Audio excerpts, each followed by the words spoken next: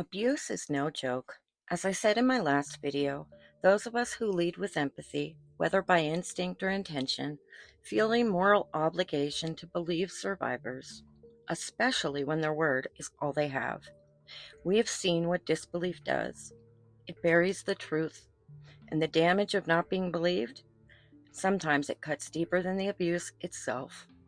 Speaking of my last video, if you haven't seen it, I highly recommend starting there. It explains why I began examining Nikolas's public narrative and provides important context for everything this video builds on. I've linked it below, and a card should be popping up right about now. But belief and accountability are not enemies.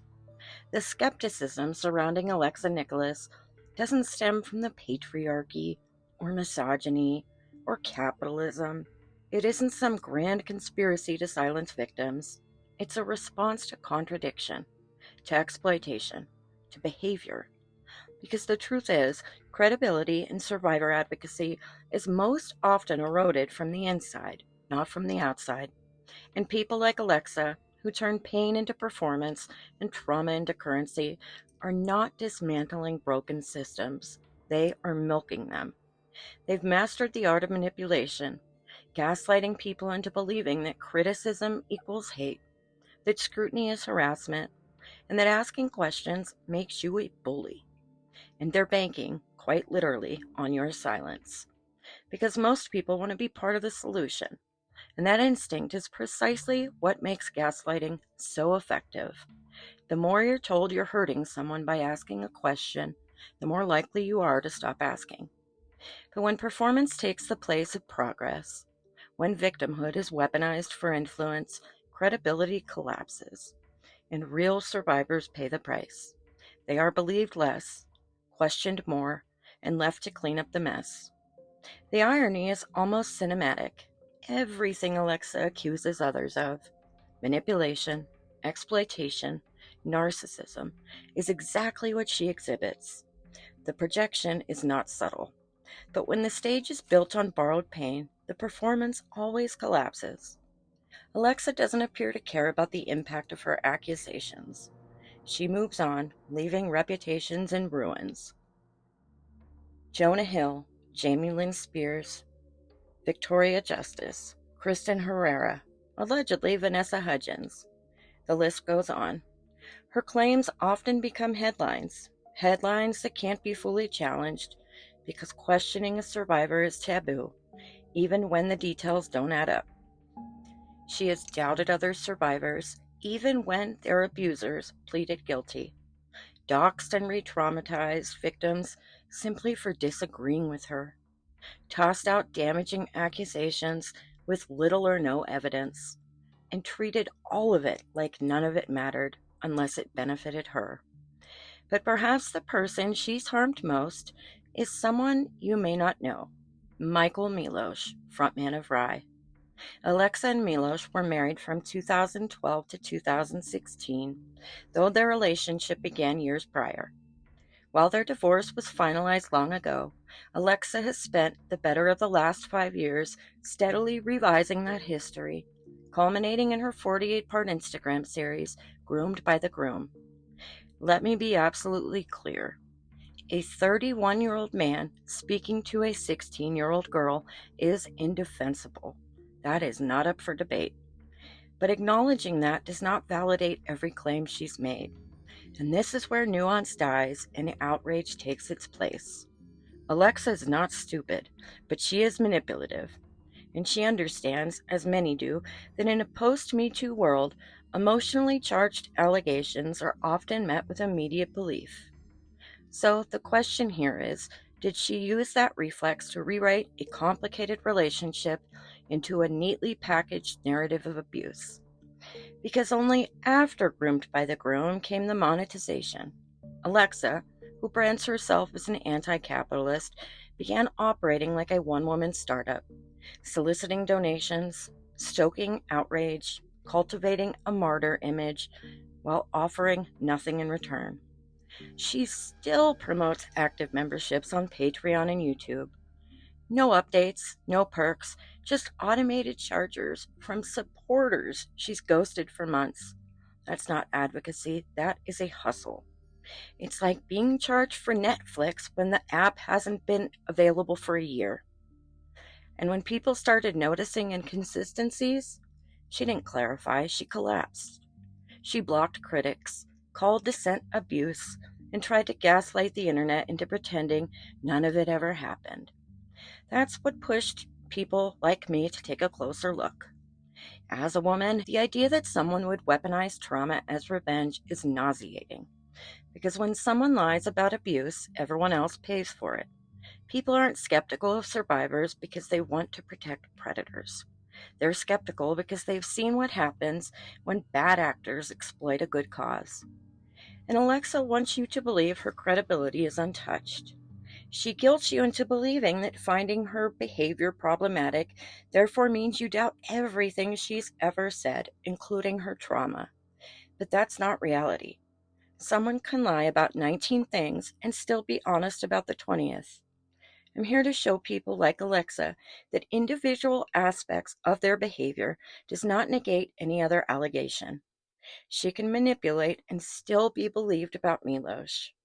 She can manipulate and also be lying about Milosh too. And that's why we're here.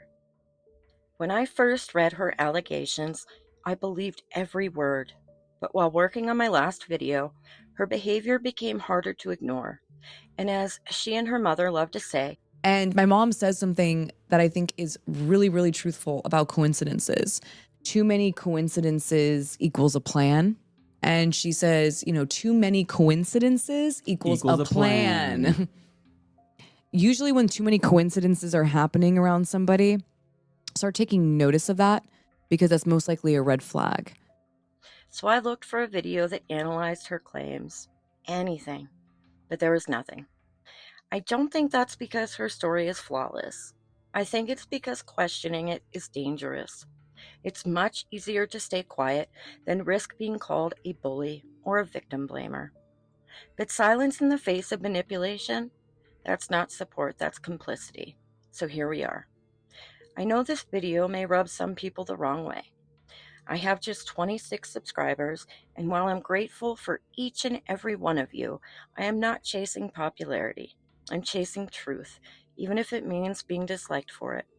Because if I were the one being falsely accused, or the one speaking out against someone who hurt me, I'd want someone to look into the truth. Not blindly, just honestly. So no, I won't be guilted into silence. I won't be called a hater for thinking critically. Because Alexa isn't just problematic, she is dangerous. When someone hijacks the language of advocacy for personal gain, when they exploit trauma to silence dissent, when they harm real survivors and falsely accuse others, they deserve a closer look. I gave Alexa the benefit of the doubt. Now I need to make sure she didn't groom me into believing she was groomed. Yes, Milosh began speaking to her when she was just 16, and again, that is so wrong. But once you've convinced the world you were groomed, you're often handed a blank check to rewrite the rest of the story however you want. Suddenly, criticism becomes victim blaming, contradictions become trauma responses, and accountability, that's rebranded as abuse. But I'm not afraid to scrutinize someone who is groomed, because if you use that truth as both a shield and a sword, if you exploit it to deflect every question and destroy others in the process, you are not just a victim anymore. You are a predator in a different disguise. All 48 posts of Groomed by the Groom are still up on Alexa's Instagram at Match the Source. To make things easier, I've compiled them into a single Google Doc linked below. I've reformatted them for readability, but I've removed nothing. I encourage you to verify everything, because when you're being honest and have nothing to hide, a closer look is harmless. If you value this kind of content, honest, uncomfortable, a little unfiltered, please like, subscribe, and comment. It helps to ensure I can keep doing this. If you have any ideas on things you want covered, I'd love to hear from you. Either leave a comment below or email me. Now here's how this video is structured. First, I will read all 48 posts. No commentary, just the story as she's told it. If you want to skip straight to the analysis, timestamps are in the description. But if you don't know the story, I highly recommend starting from the beginning. There are 2 posts that I will briefly skim, and I'll explain why when we get there. But I'm not skipping the disturbing ones. I'm breaking down every claim, and if they exist, every contradiction. I had originally planned to include Alexa's lawsuit against Milosh in this video, but to keep things manageable, given that this video is already going to be over 3.5 hours, I decided to nix that. If even one person leaves a comment saying they're interested, that'll likely be my next video. And finally, this isn't a video you need to watch closely. I will be reading everything aloud, including screenshots and texts, so feel free to just listen. The only thing you'll miss is some dark humor in the second half. This video isn't about mockery, it's about clarity. These are serious claims, and they deserve serious scrutiny, not blind allegiance. So, will we walk away still believing Alexa's allegations? Or will we realize that yet another chapter of her story is fiction? I don't know yet, but what I do know is this. If I demand accountability from others, I owe it to myself to do the same. If her story holds up, I'll say so. If it crumbles, I'll say that too. If parts are true and parts aren't, we'll acknowledge that. Because the truth doesn't need to be perfect to be believed. It just needs to be real. And unlike Alexa, I have no problem admitting when I'm wrong. So with that said, let's begin.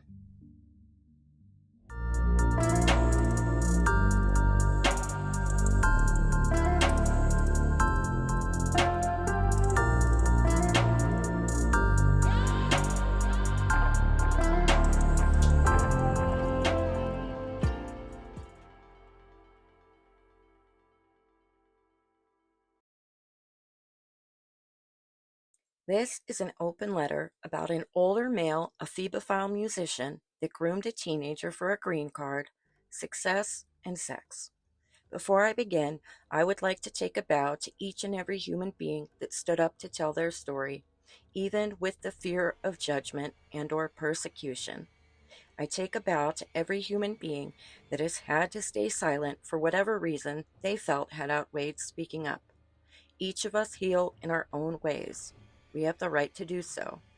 As a mother, I could not let my story go unheard any longer. With time, sadly, I have not been able to erase all the memories. I have gone to therapy and I have engaged in every type of healing practice imaginable. The pain of silence always seems to loom overhead. Not too long ago, I did an interview for an online magazine called Verse. Funny enough, it was named after one of Michael Milosh's earlier songs about me. What came after that interview disturbed me for years to come. The day of the article's release, I ended up getting a call from the owner of the publication informing me that Rhye's team was trying to take down my interview. I couldn't believe it. I said nothing damaging and even withheld many truths out of fear of him not helping me financially during our separation. In my opinion, the reason why he was so adamant about taking the interview down is because Milosh was talking to me when I was 16 years old. Part 3 is the Verse interview. Quote, I looked Milosh up and decided to send him a message, end quote, she explains. Quote, the message read, Hi, my name is Alexa. I like your music. If you're ever in Los Angeles, I'd love to see you play, end quote. 2 minutes later, he responds, What's your phone number? And within a minute of responding, I get a call from him. Milosh and Nikolas stayed on the line for 4 hours that evening and decided to remain pen pals. Over the course of 2 years, they sustained a purely online connection, discussing everything from music to art, film, culture, anything and everything that inspired them. When Nikolas turned 18, the two decided to meet in person. They shared what Nikolas calls a, quote, magically weird and, quote, week together in Berlin, where Milosh lived at the time, and there was no turning back after that. A few months later, Milosh began traveling back and forth from Berlin to Los Angeles to record his masterpiece of an album, Woman, until finally making the permanent move here to be with Nikolas indefinitely. Quote, I can tell you what every single song on that album is about because he wrote it to describe our experience together. He wrote it about me. end quote, Nikolas declares. Quote, the album is called Woman because I was still a young girl. The song Woman was a foreshadowing of the woman I was going to become, end quote. The fourth post is Alexa's version of the same story she told to Verse. It reads, in 2008, I was 16 years old working in Iowa on a film when I heard his music through a friend's iPod boombox. I reached out to him via MySpace and told him that his music was great. Lastly, if he was ever playing in Los Angeles, I would be interested in seeing him perform. From what I remember, he replied with, what is your phone number? I gave him my phone number and he called me right away. It all happened really fast.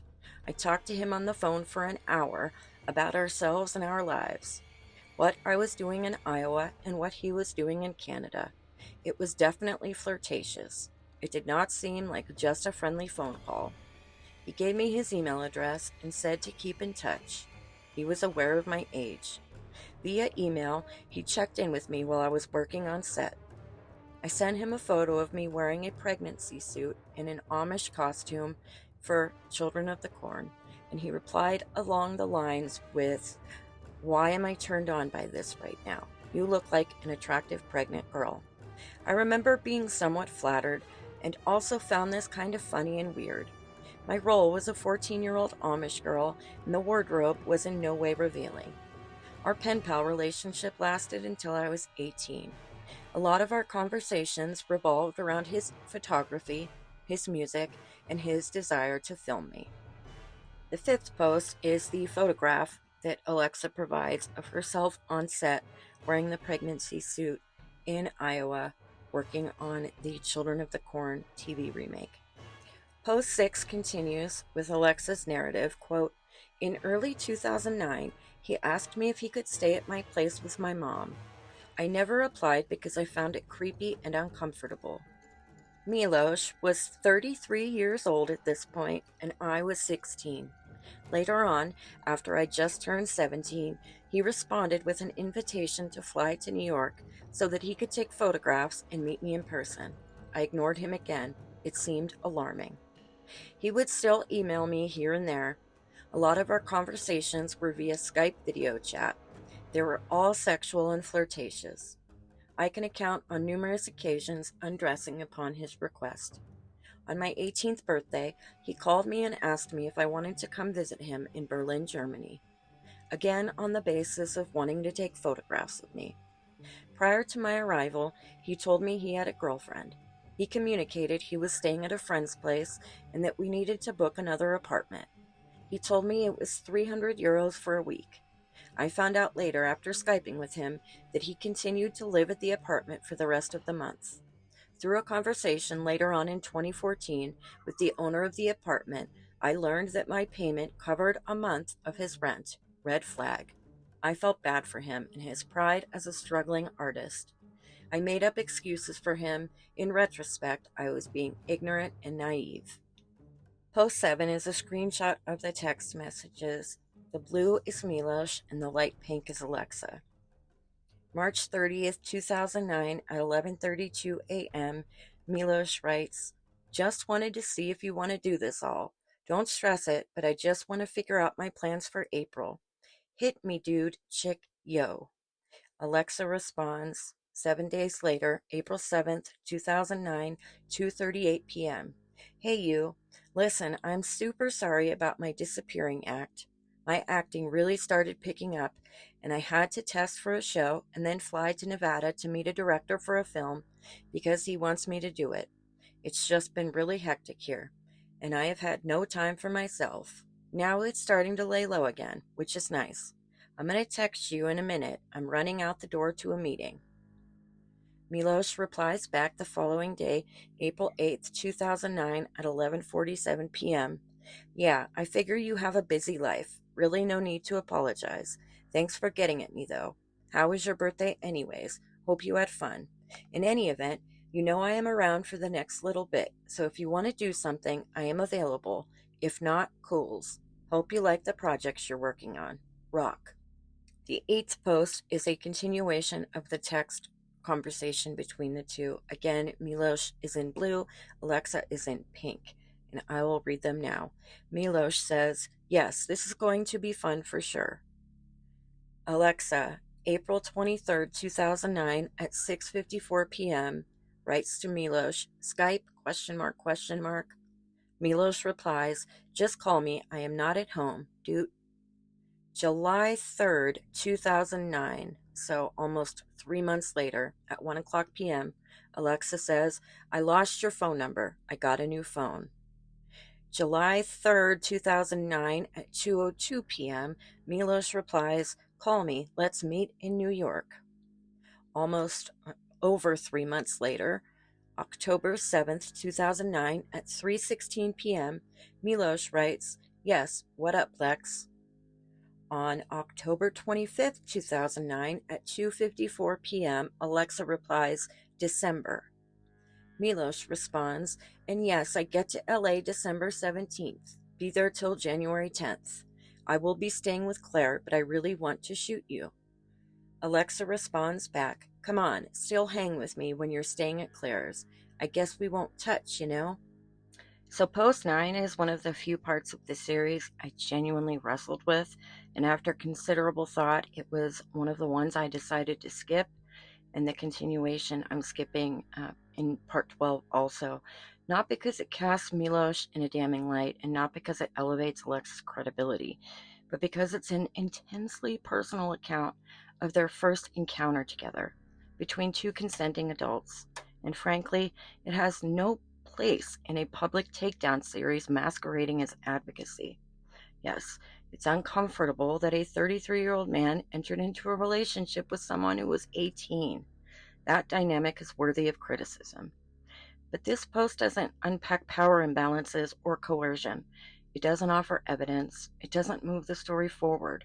What it does do is indulge in intimate oversharing that accomplishes nothing except to make the reader uncomfortable for being made to witness it. Post 10, we're shown a photograph of that Milosh took of Alexa, which was then used as the cover art for the EP Don't Look Away. In it, she appears to be topless, standing in front of a window with a sheer curtain. It's clearly meant to coincide with the timeline of their first sexual encounter, as detailed in the previous post and the next post, and is presented as if it carries some sort of devastating implication. I am skipping post 11, as it's the continuation of the post I was uncomfortable providing commentary on back in slide 9. I did leave a few things unblurred because I think these parts are important. Post 12 is a conversation with somebody with the first initial R, and it's 7:08 p.m. On June 15th, 2010. Alexa says, blank, please call blank right away. Tell her you're the only way to contact her. I'm scared. R replies back saying, Alexa. Alexa responds, yes. R responds, baby. Alexa responds, I want to go home. R responds, you're okay, right? Alexa responds, now. The 13th post continues one of Alexa's stories, and it reads as follows. After our first photo shoot, he told me he got a lot of experience photographing people, women specifically, through Model Mayhem. That night, he continued his blank blank.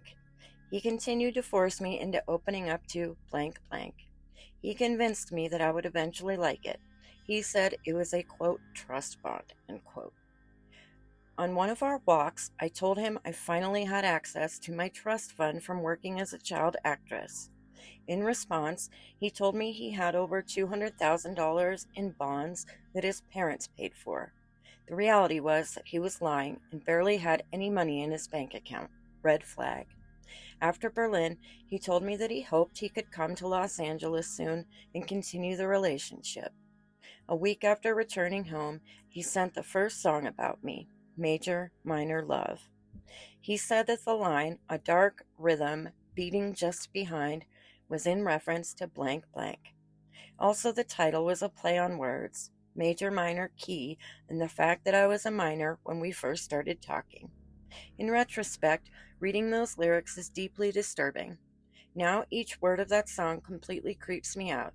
I suggest you go and read them with a new perspective. It is a song about grooming a young girl and gaslighting. In post 14, for what Alexa frames as a receipt, we are shown Milosh's Model Mayhem account. Post 15 is more of Alexa's narrative, and it reads as follows. From 2010 to 2011, we had a long-distance affair. Milosh was emailing me on the regular and sending me new songs. He said he couldn't get me off his mind and missed me. Meanwhile, he's living with his girlfriend, splitting rent. Then he offered up a plan to come visit me in January 2011 and said he was short of funds. At this point, there was an authentic connection between us, so I offered to help him by paying for his flight to Los Angeles. I cannot believe I did that for a 35-year-old. He bought the flight with my money. This is in quotes. Coincidentally, end quote, he ended up scheduling a music video for one of his songs. Upon arrival, he told me he was going to be recording an EP with Robin Hannibal, which ended up becoming a part of the LP of Rhye. He asked me if I could bring him to and from the studio. The entire time he stayed with me, he never offered a single dime for gas or food. Red flag. Post 16 is a screenshot of Major Minor Love lyrics that she included, which is a song by Rhye, who is of course fronted by Milosh. I'm not even going to read the lyrics. Post 17 continues Alexa's story, which goes as follows. It's becoming more and more clear that he was conveniently using me. He ended up signing a deal with Innovative Leisure. They paid for his trips between Berlin and Los Angeles to finish recording. Innovative Leisure was paying for his flights. His girlfriend was paying for his life in Berlin, and I was paying for his life in Los Angeles. All the while, I was blindly falling in love with this manipulative man. Somewhere around October, he broke up with his girlfriend and asked me if he could move in with me. When Milosh was visiting, he suggested this idea that he would mic me up during intimacy and use the sounds as samples in his songs. In one of his songs, Don't Call It, he used the sound of me saying no and reversed it to saying on. This is one of many examples of Milosh bragging about violence and exploiting women in his music. Red flag. He told me that he had once picked up 2 Japanese women who did not speak English, brought them back to his place in Toronto, got them drunk, started fooling around with both of them, mic'd them up, and used their sounds while being intimate. I doubt he got consent because they did not speak English and they were intoxicated. It is the instrumental song off his album Meme. Post 18 is another photo of Alexa on the cover of Milosh's Jet Lag. 19 continues Alexa's narrative, quote, Milosh's true colors began to reveal themselves once he moved in with me. The honeymoon phase was over. Not long after I got back from Berlin, I was violated by someone I was dating. It was an extremely traumatic experience because I got sent the video while everyone was watching. I prefer to not go into the details of that situation at this time. Upon Milosh's arrival, I was not healed from that traumatic experience. I started to have panic attacks on a regular basis. Milosh was aware of the assault, and instead of him being loving and supporting through it, he was abusive. He started telling me that I had to get over it, or I was going to become a loser as an adult because I let things happen to me in my life that got in the way of my own happiness.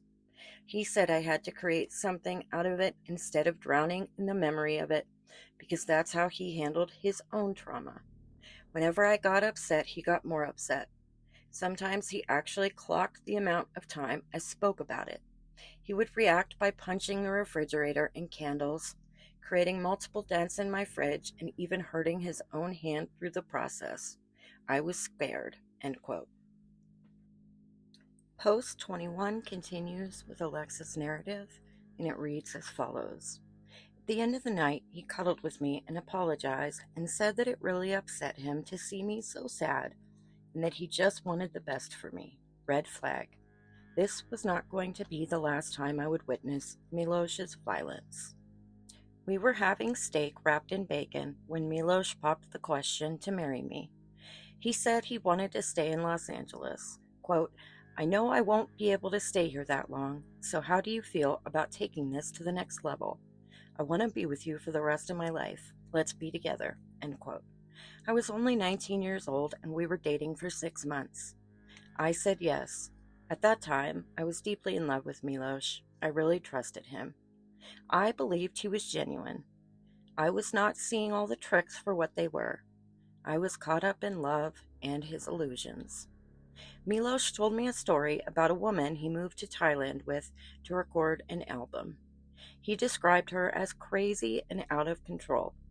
He said once they returned to Toronto, he wanted to break up with her, and in response, she hit his eye with a glass bottle. He was rushed to the ER, and when his father arrived, he asked, quote, what did you do to her? End quote. To this day, I am unsure if Milosh was the true victim in that situation. I just don't know. Post 21 continues with Alexa's narrative as follows. In 2015, without permission, I went through his emails and I found a message from his record label that they were not going to pursue Rhye if he did not have an artist visa. They were not going to supply it for him, and if he got denied, he could not go on tour. He would not receive the $1 million record deal if he could not promote Woman on tour. This all happened right before he asked me to marry him. So you can connect the dots on that one. Side note, Milosh was born in Canada and had no American citizenship. So we got married. I joined him on tour throughout the US, not knowing the email exchange between him and his team. Obviously, a visa would help facilitate the relationship and keep us together, but it also led to success in his career. During this time, Milosh could not have intimacy without encouraging his style, and it was something I was very uncomfortable with. It was not pleasurable for me, and it hurt. I expressed to him that I didn't want to do that anymore, and he stopped having any type of relationship with me, which created a disconnect in our marriage. I was confused as to why he was no longer intimate with me. Red flag. Slide 22 continues with Alexa's narrative. It reads as follows. From 2013 to 2016, I took a break from my acting career and we went on tour in Europe. We had many arguments about the lack of intimacy. Slowly but surely, our relationship unraveled. My friend told me she did not feel comfortable around him, and I did my own personal investigation. I started to reflect on our relationship. There were many red flags I was turning a blind eye to. Our relationship had some good days, but mostly bad days. Our conversations contained a lot of gaslighting, telling me I was crazy. I needed to go to a therapist. I had anger management problems. I was an alcoholic, but in reality, I was speaking my truth, my dissatisfaction in the relationship, and healing from my trauma. Every time I thought about leaving the marriage, I would start to think that he really did have my best interest in mind. He was the one who was helping me stay sane through it all. He brainwashed me into thinking I was insane and he was the cure. I started to really believe that.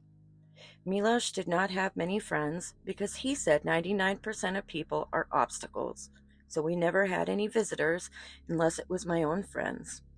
Most of them he disliked and pointed out their flaws. A lot of the time I felt alienated, even from my own mother. It was very much us against the world. I was starting to lose my mind. I could not tell up from down. He did a number on me, and I started to have affairs. I needed my own secret life away from him. Post 23 continues, quote, then it got really serious. In 2015, Milosh casually told me on the couch that when he was in his mid-20s, him and his best friend invited a Jamaican girl over to their jacuzzi, got her wasted, told her to walk around the jacuzzi singing African chants, and coerced her into being intimate. After finishing, Milosh brought her onto the lawn by the jacuzzi. He said I should be proud of myself where I'm at because that is where he was at in his 20s. So I guess I was not as bad as a rapist. Red flag. I could not sleep that night. I was deeply disturbed, deeply disgusted, and did not know what to do. This was before the Me Too movement, and I did not have the language to discuss or process the information I was being told. However, I advised him to contact her, meet her in person, and apologize. A few days later, I had another anxiety attack and pushed a Swifter, I'm guessing she means Swiffer, on the floor, and he charged at me, picked me up, pushed me on the couch, and pressed his forearm into my throat, continually screaming, "Shut the F up, shut the F up, shut the F up." I couldn't breathe. End quote. Post 24 is a photograph which appears to be Alexa's neck, with the Rhye lyric, quote, "Like a twisted thief with a mangled glove. It's just my nature. I ruin love." End quote. Post 25 is more of Alexa's narrative as follows. I decided that Milosh and I should take a break. Milosh went to stay with his parents in Canada, and I stayed in LA at our apartment. At that time, Milosh was paying the rent, which was approximately under $2,000. Sadly, my career dwindled because I was more than frequently on tour with him, supporting his music along the way. I also turned down many jobs because it required nudity and or living through the male gaze. I was not feeling creatively inspired by the projects coming my way. I did not have time or energy through all the stress in my marriage. I remember one day getting a residual check for $125, which was the only money I had, and he responded, quote, "You're going to give that to me, right? Since I pay for rent and groceries?" End quote. Side note, Milosh is making $60,000 a show. It was a very manipulative and abusive comment to make. He knew that I did not have money because I was now a struggling artist, spending my time with him on tour. I remember making a call while he was in Canada, saying that I want a divorce. He responded with, quote, "What are you going to want from me now? You want me to sign a big fucking check, you princess?" End quote. I honestly was not thinking about anything financial. I was feeling our relationship had failed, and I recognized the red flags that led us to this point, which I addressed with him multiple times. Post 26 continues Alexa's narrative, quote, "Somehow over the course of a few weeks, feeling confused about everything, I allowed him to come back to the apartment to work things out. It was a horrible feeling to have a husband that I was genuinely in love with and got married for all the right reasons, try to manipulate me into thinking it was all about the money. Because if you remember, when I met Milosh, he had no money to his name, and I was supporting him. Once again, I refused to have the intimacy, and he refused to make any moves on me intimately. I started having anxiety attacks again, and he suggested therapy for me. I started therapy twice a week, and that is when I finally had someone to reflect my sanity with and validate my experience. They helped me see the truth of this scenario. My therapist started to point out all of the red flags in the relationship and was concerned for me and thought I was in a toxic relationship. Our conversations led me to the conclusion to get a divorce. I was scared to get a divorce because every time I brought up the topic, he reacted that I was trying to take his money. My therapist suggested we do a joint session so she could mediate the conversation." End quote. 27 continues, quote, "Now I get to the divorce, which was a nightmare. It ended up being a 3-year divorce. I didn't have much money. I was in LA trying to get by. I didn't have money for rent. Milosh told me he didn't want me to move all of his gear out of our apartment, so I had to find a place. He told me he may help out if he could. I found an apartment in the same complex and got a job being a nanny for a family in Beverly Hills for $20 an hour, which paid for most of my rent. Milosh would help out. He told me to sign his name for checks if I needed extra money because he was on tour and didn't have time to transfer money. Most married couples have joint accounts, but Milosh never allowed it with me.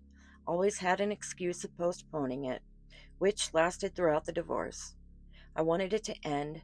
I wanted a divorce splitting everything 50-50, but he stalled the process. He made me out to be a gold-digging monster. Everything was about his money. But now that I was struggling for money, I was at his whim, which I think he liked because it gave him control and power over me." End quote.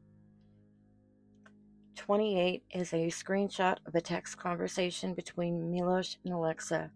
Alexa says, "You are making this so out of hand and bullying me for no reason." Milosh, "I tried to let you know it was an unwise direction for you to go." Alexa, "I don't know law. How can I go in and sign something?" Milosh, "I'm not bullying at all." Alexa, "Without knowing what it is, it's not a smart thing for me to do." Milosh, "Let's just stop talking and leave it to lawyers." Alexa, "I don't understand how you don't get that I can't just sign something." Milosh, "A divorce is a divorce. What do you mean?" Alexa, "In an office." Milosh, "Basically you want a settlement. You want money. That's the root of it." Alexa, "I just want a proper divorce and make sure everything is properly taken care of here." 29 is more of Alexa's wording. Quote, "He told me he wanted me to sign a separation paper. I did not feel comfortable signing it without any lawyers, but he suggested we meet in the middle of the street outside my apartment." Funny side note, Milosh used my car the entire relationship and said if he was to get a car of his own, he would only purchase a diesel or a hybrid.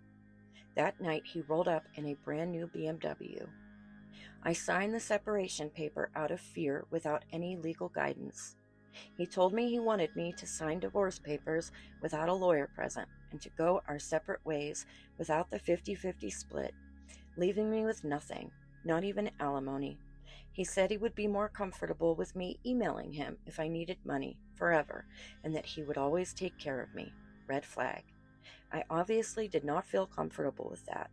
It was not at all promising, and the way Milosh was directing the conversations financially made me doubt his word.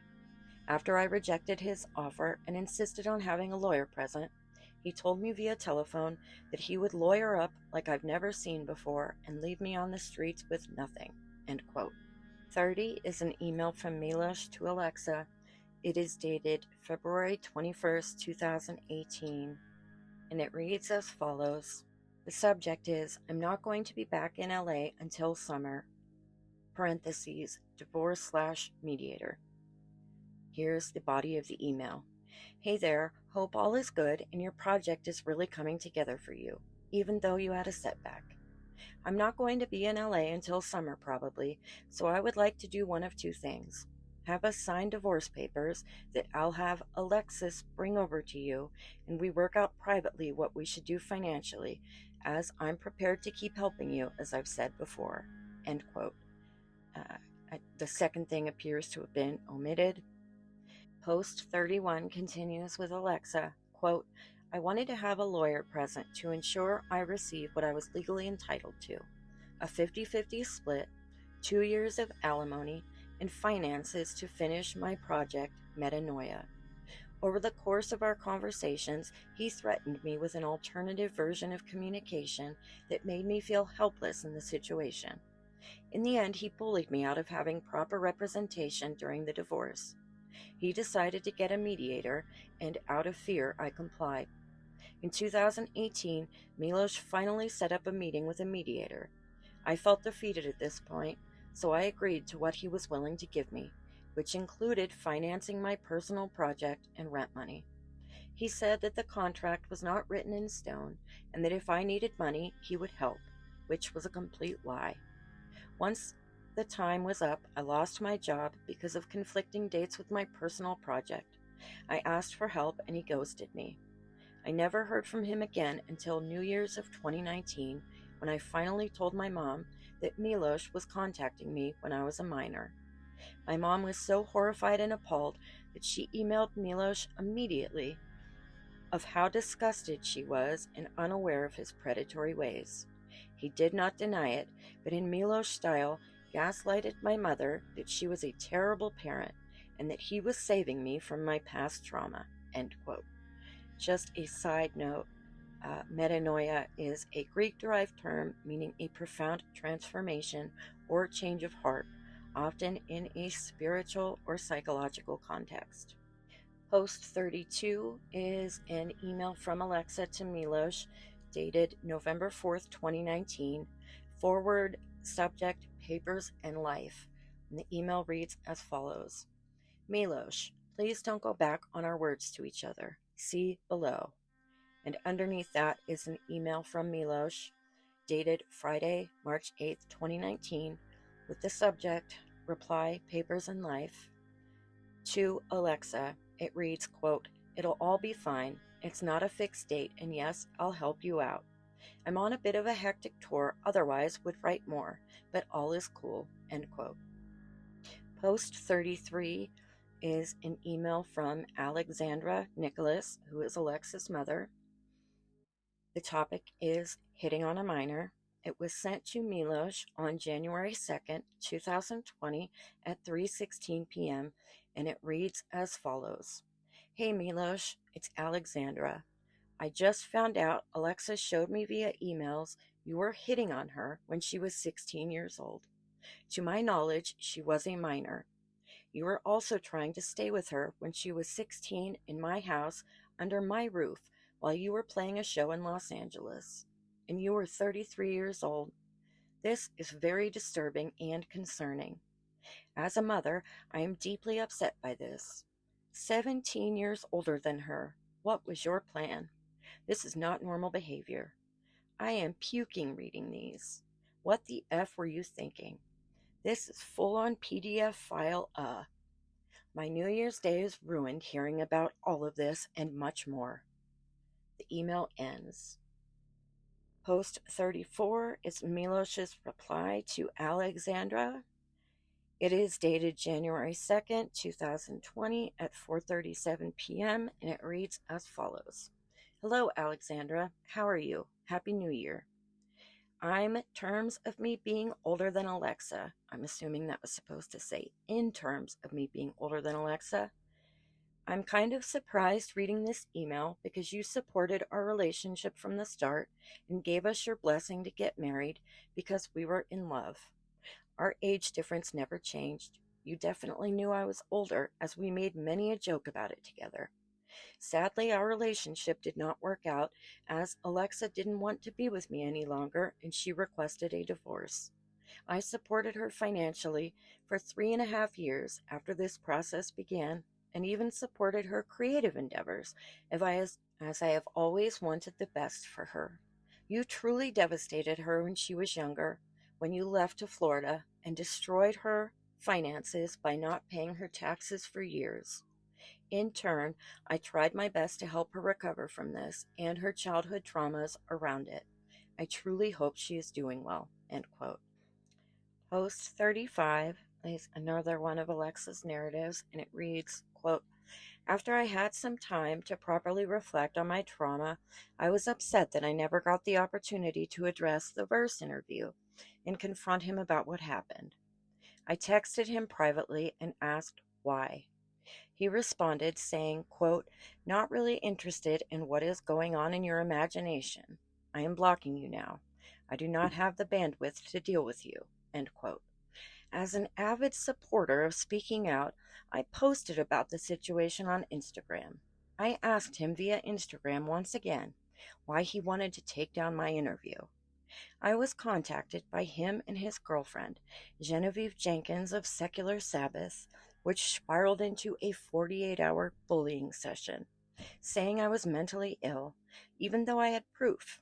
Milosh, with his usual gaslighting, said the way I was going about this would ruin my career in Hollywood and that I would look like a handful to work with.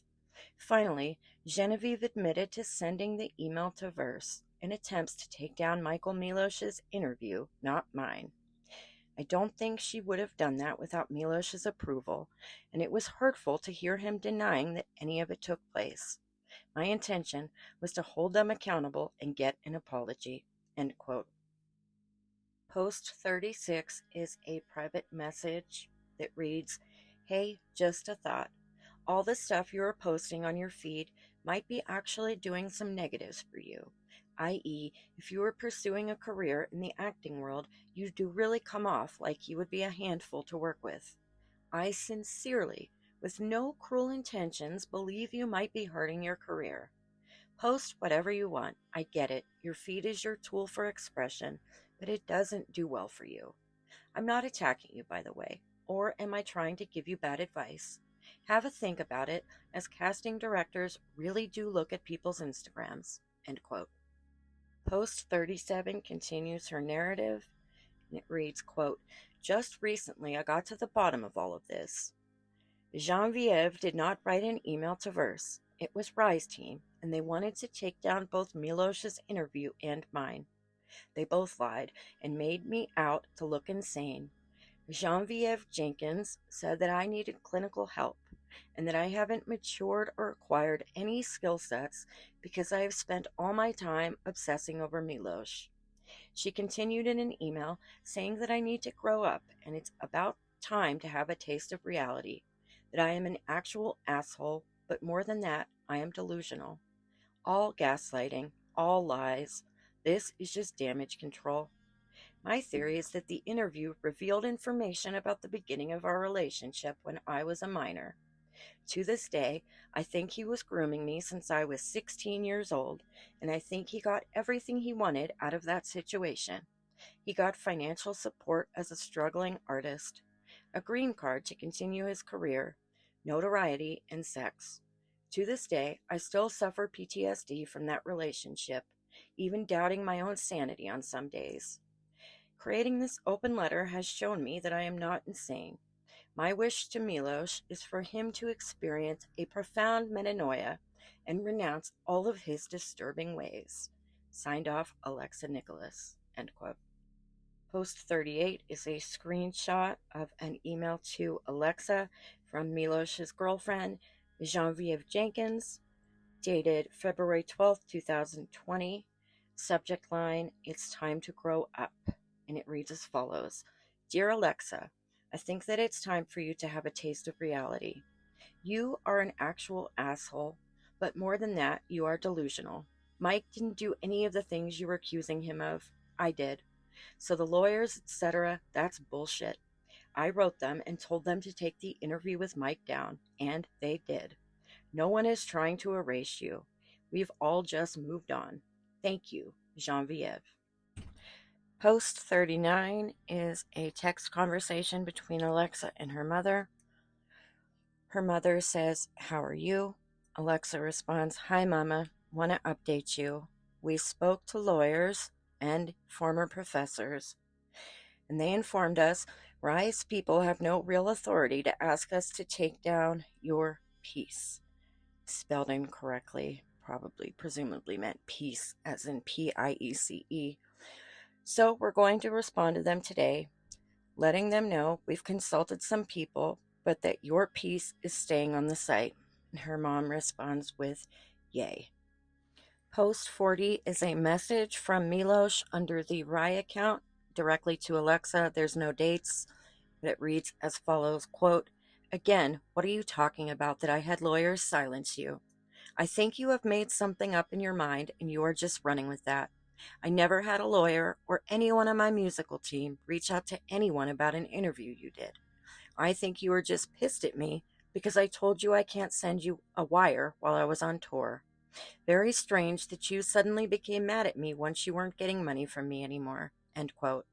Post 41 is another open letter. It says, "Messages from the Instagram community about Michael Rhye Milosh." And it reads as follows, quote, 3 days after releasing my open letter, I have received countless private messages about patterns of abuse and sexual violence inflicted by Milosh. It is extremely disheartening and disgusting. I am currently in the process of consoling and speaking to these individuals. I am not surprised that his cruel behavior was exhibited before, during, and after our marriage. I got consent to post these messages. The first message is from a close family friend of Milosh.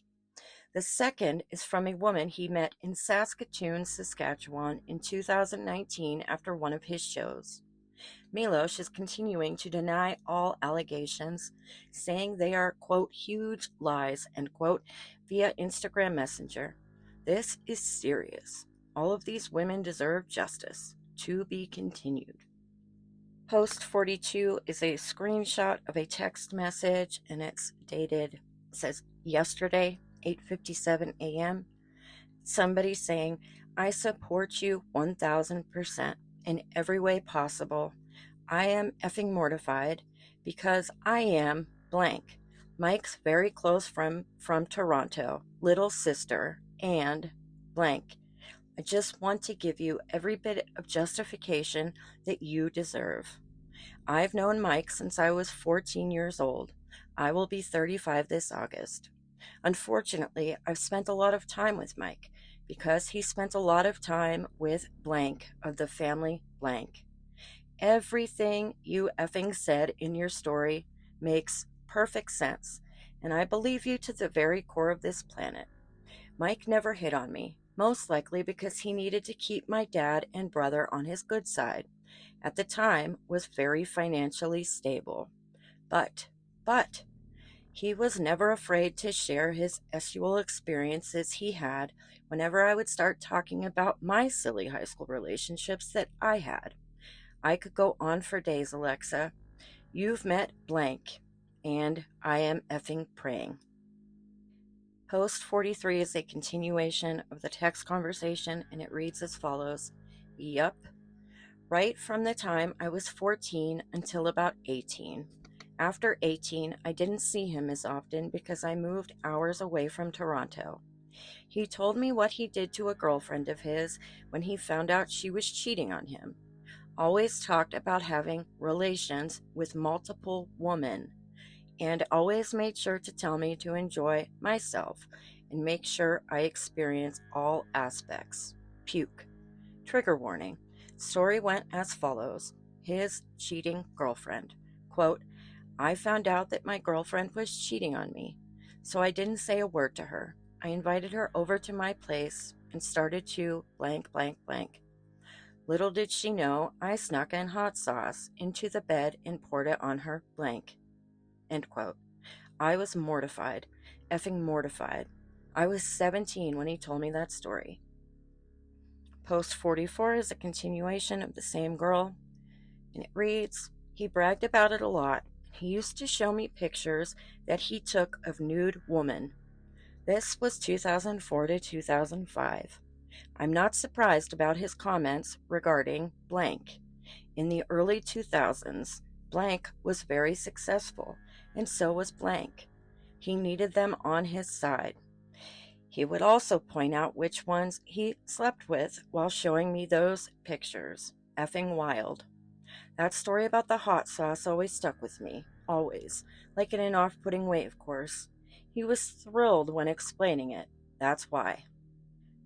Post 45 is another screenshot of a text message that Alexa seems to have received from an unnamed source, and it reads as follows, quote, I met Mike after one of his shows. He invited me and a couple of my friends backstage to have some drinks with him. He seemed interested in me, which at first I was flattered. We went to a local bar where we started to chat, just him and I. I had been drinking quite a bit that night, and by my second drink at the bar, I was blacked out. He took me back to his hotel room, where he had been performing blank blank on me for a long time, because I saw the clock and it was 4 a.m. I wasn't alert / fully awake between 1 a.m. and 4 a.m. Of course, he didn't use protection. I felt so ashamed and violated. Nobody knows exactly what happened to me that night. I want to say thank you for sharing your story because I thought it might have just been me that he did this to. End quote. Post 46 is another of Alexa's open letters, my response to Michael Rhye Milosh, and it reads as follows. This is typical megalomaniacal narcissistic behavior. Milosh stood there today denying the truth, even with evidence in front of him. Who does that? It's so sad to see after all of these years, he still has not changed. It's clear that he does not know how to apologize or take responsibility for his actions. Milosh showed no proof defending himself. I am not surprised he mentioned financial support multiple times in his statement. He is utilizing money as a tool to counteract abusive behavior, as if money erases trauma. I do not need nor do I want your money. I want justice and accountability. The financial deflection tactic is old. I am speaking now because I am no longer under your financial hold for survival. You assassinated your own character a long time ago. You are a shameless mirror. Take a long, hard look. Shame on you. Prove to me you are not a predator. You have damaged people's lives with what you have done to them. Are you saying all the other allegations are false too? You showed zero accountability today. You are a victim shamer and a victim blamer. You are a liar. I am done being your private investigator. Prove to us that you are innocent beyond an unapologetic statement. It took a lot of time, energy, and reliving past traumas to put this letter together with evidence. And you think a manipulative response written in a couple of days is going to bury your actions? Stop denying facts. I am not afraid of you anymore. If these allegations are false, prove it with evidence. I am waiting. End quote. Post 47 is a list of Alexa's requests that she posted to Instagram. 1. Release our MySpace correspondence in 2008 while I was in Iowa and you were in Canada, including the email response to the pregnancy photo from Children of the Corn. It is probably on your Hotmail account. 2. Release all samples of my voice used from your song Don't Call It to prove that I am not saying no. I want the samples untouched and not reversed. 3. Reveal any written or recorded verbal consent from all of the women you have sampled for your album Meme. 4. Prove you never opened a Model Mayhem account. Prove that you weren't a creep on it. By the way, it says your last activity was on October 29th, 2016. 5. Proof from the apartment owner that you did not stay there after I left.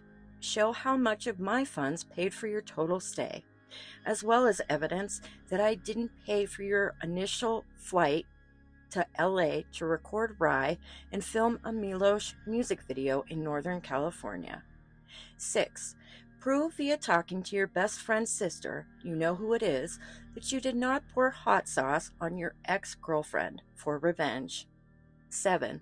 Reveal the conversation with the woman. Keep her identity private, obviously, that you assaulted in a jacuzzi and on the lawn with your friend blank. You went to apologize to her in Canada. I remember you stating that you contacted her via Facebook. 8.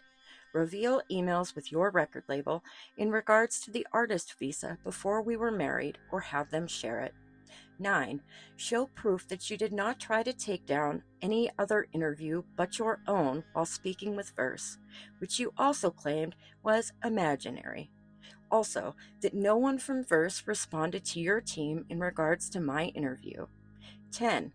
Have your band members come forward and say that you did not invite or bring girls backstage at your show in Saskatoon, Saskatchewan in 2019, and that you did not take anyone to a bar or hotel room at the end of the night. End quote. Now that you've heard and seen all 48 posts, you probably have a few impressions already forming. Maybe some of the claims felt disturbing.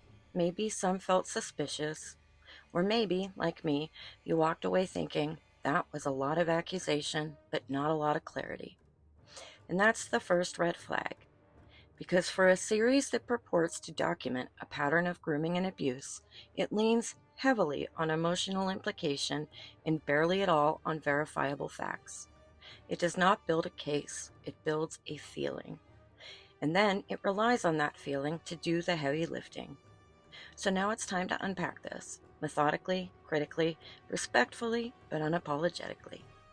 We're going to walk through each of the posts again, but this time with full commentary.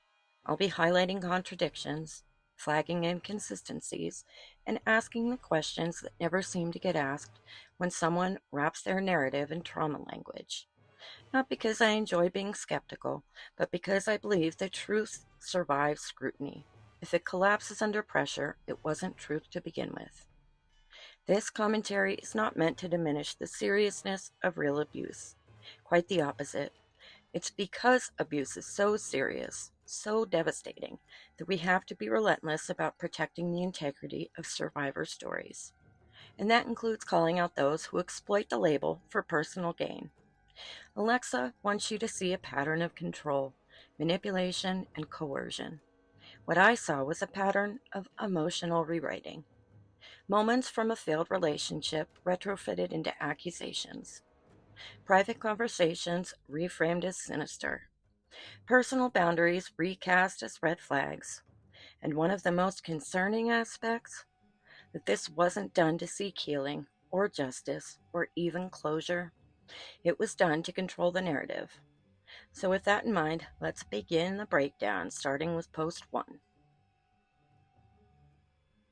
Alexa's first post manages to string together every overused buzzword from Tumblr circa 2013 into a paragraph that manages to say absolutely nothing, except perhaps look at me. It reads less like an open letter and more like a dress rehearsal for a self-appointed role as solemn spokesperson of survivorhood. The language is so drenched in performance that by the time we arrive at I take a bow, you half expect curtain call music to start playing. So let's talk about that line, I take a bow, as if we're watching someone accept an award for best portrayal of pain. It's not a gesture of humility, it's a theatrical flourish masquerading as reverence. It's the kind of line someone includes not to honor survivors, but to center themselves in their suffering. A bow isn't how you show solidarity, it's how you demand applause. And that's exactly what's happening here. This isn't about survivors. It's not even about the alleged abuser. It's about establishing the author as someone cloaked in bravery and virtue, someone so enlightened by their pain that they're now qualified to act as a lighthouse for others. Never mind that the paragraph contains zero meaningful information, evidence, or insight, just tropes, platitudes, and emotional bait. People write things like this when they're not interested in being questioned, and they want to anchor themselves in moral authority without ever offering anything of substance. The buzzwords serve as a shield, the poetic framing as a mirror, and the invocation of motherhood as the final guilt-proof barrier. It's not an open letter.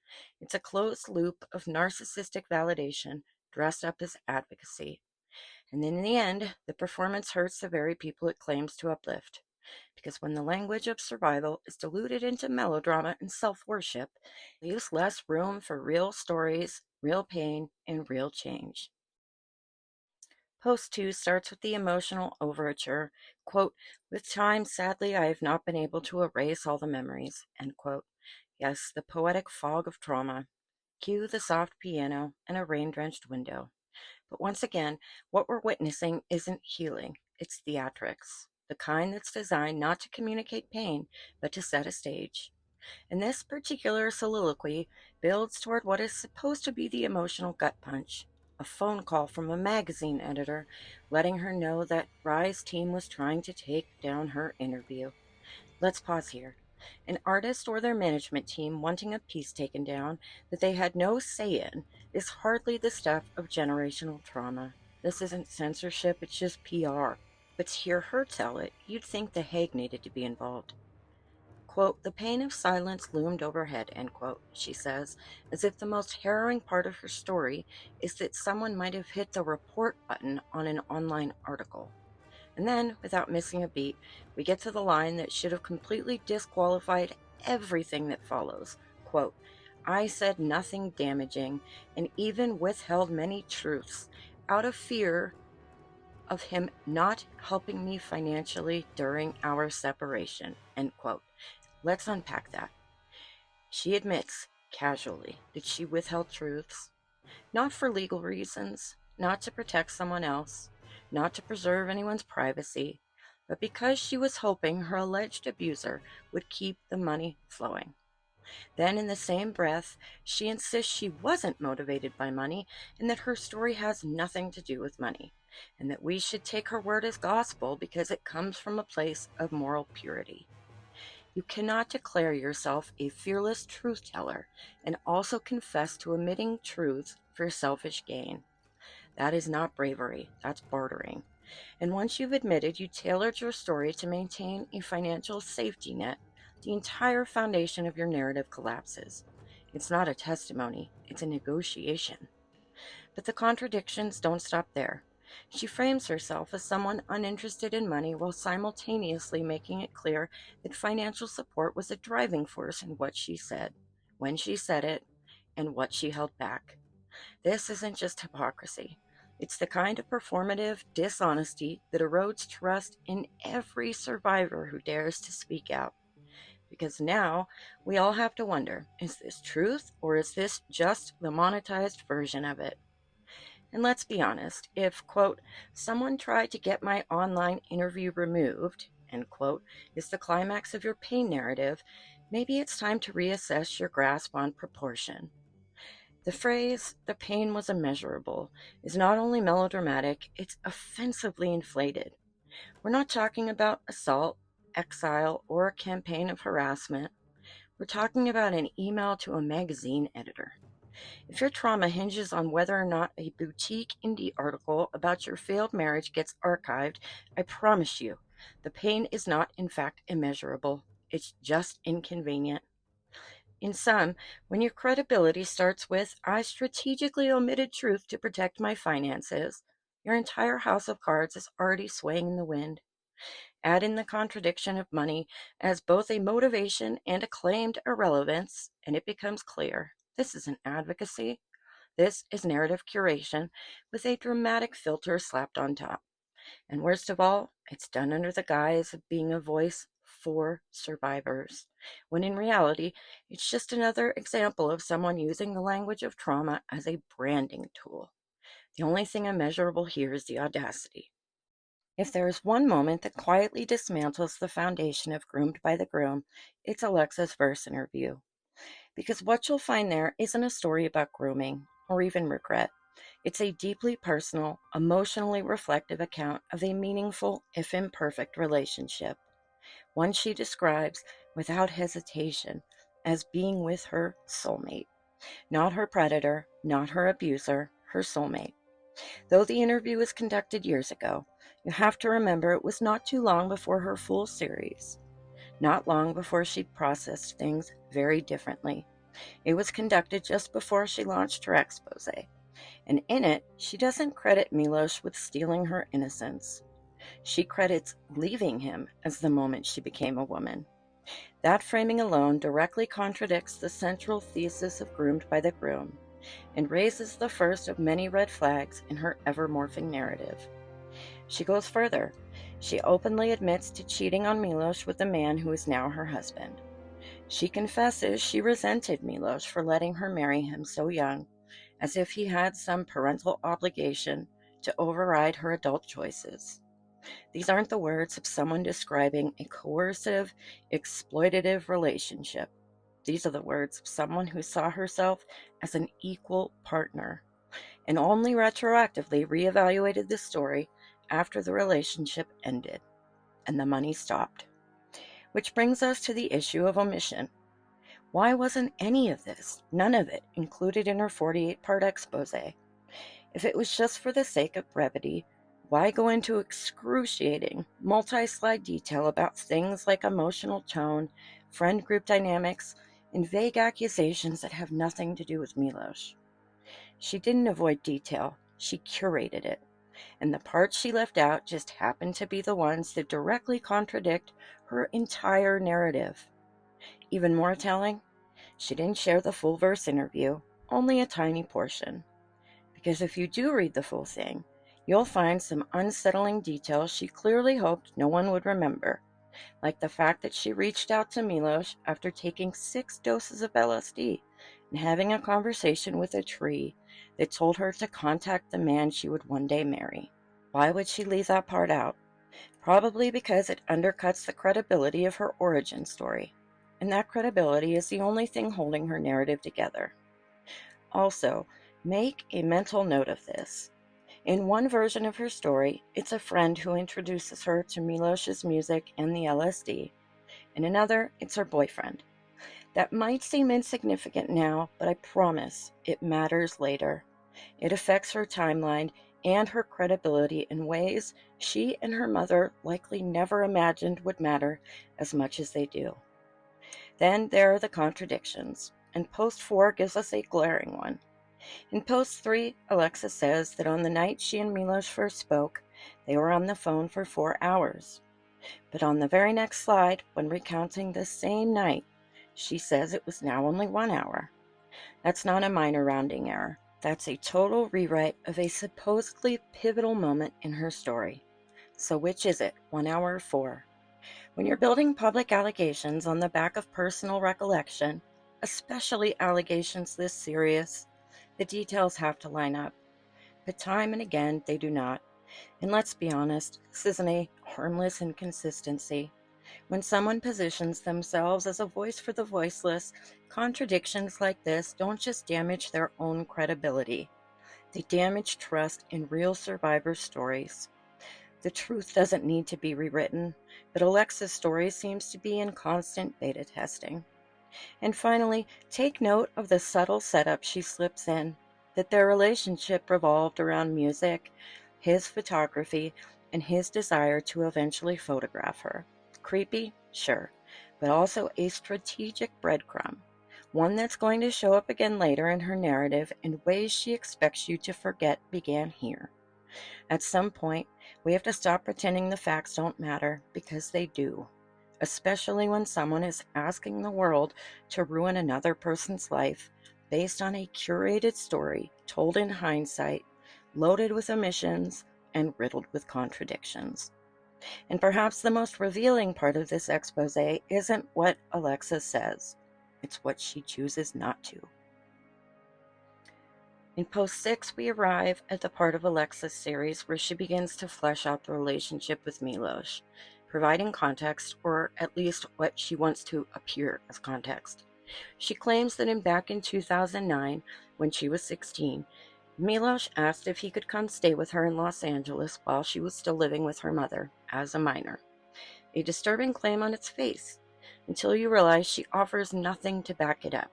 No texts, no screenshots, no emails, and this wouldn't be worth pointing out if not for the fact that she does use text records later for far less consequential moments, including a text from Milosh telling her that he will be staying with Claire when he's in Los Angeles. So where is the text asking to stay with her? And that's the recurring theme here. When she can prove something, it's always something irrelevant, something benign. When the claims are actually serious, the evidence is either mysteriously missing or entirely anecdotal. It's a calculated sleight of hand. Give the audience just enough receipts to appear credible, but never so much that they can verify anything that truly matters. In the next post, the tone shifts. Now, according to her, the conversations between her and Milosh over the following 2 years were not centered around music or his interest in photographing her. They were flirtatious. Suddenly, the alleged artistic pretext vanishes, and we're told it was all part of a grooming campaign. But again, no proof. Not even a vague screenshot. Just more revisionist layering on her own narrative, with the framing changing retroactively to suit the story she's building after the fact. Then we get to the part where Milosh allegedly asked her again to fly out, this time to New York, so he could photograph her after she turned 17. She claims she ignored his earlier request to stay in LA when she was 16, but if that's the case, why not show that refusal? Why not produce the message? She claims to have it. She uses other text screenshots throughout the series, so where is this one? Where are any of the series ones? And then comes the moment Alexa really wants us to absorb. On her 18th birthday, she says Milosh called and invited her to Berlin. This is painted as a sinister milestone, some kind of twisted celebration of her newly legal status. But here's the problem. She turned 18 in April. She didn't fly to Berlin until months later. So it wasn't her 18th birthday. It was just sometime after that. And this matters because she framed it that way. If you want to claim the exact day of your legal adulthood was a catalyst for predation, it should be the day, not just some vague time after.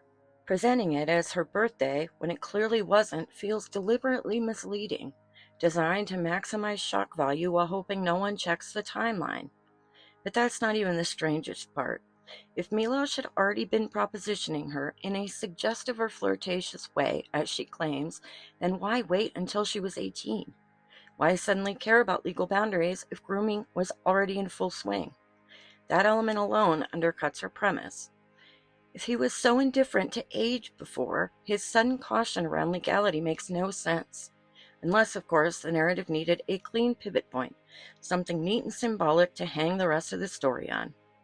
And then we take a hard left turn into what she seems to believe is her smoking gun, an Airbnb incident. Here's the tale. She flies to Berlin. She thinks he's creepy, but she still decides to spend a week with him, sure. She claims she paid 300 euros for the Airbnb they stayed in. Only later does she discover, brace yourself, that the Airbnb actually cost 300 euros per month, meaning Milosh stayed there for another 3 weeks after she left, allegedly on her dime. Which, by the way, if you read the lawsuit she filed, she stayed in Berlin for 2 weeks, so that's another inconsistency. This, she insists, is proof of his manipulative, freeloading nature. But is it? Because at no point does she offer evidence that she believed she was only paying for 1 or 2 weeks. No receipts, no messages, no indication that she was ever misled. The implication is supposed to be that he duped her into covering rent, but it sounds a lot more like a miscommunication at best and an irrelevant anecdote at worst. This isn't a red flag, it's a travel inconvenience dressed up as a character assassination.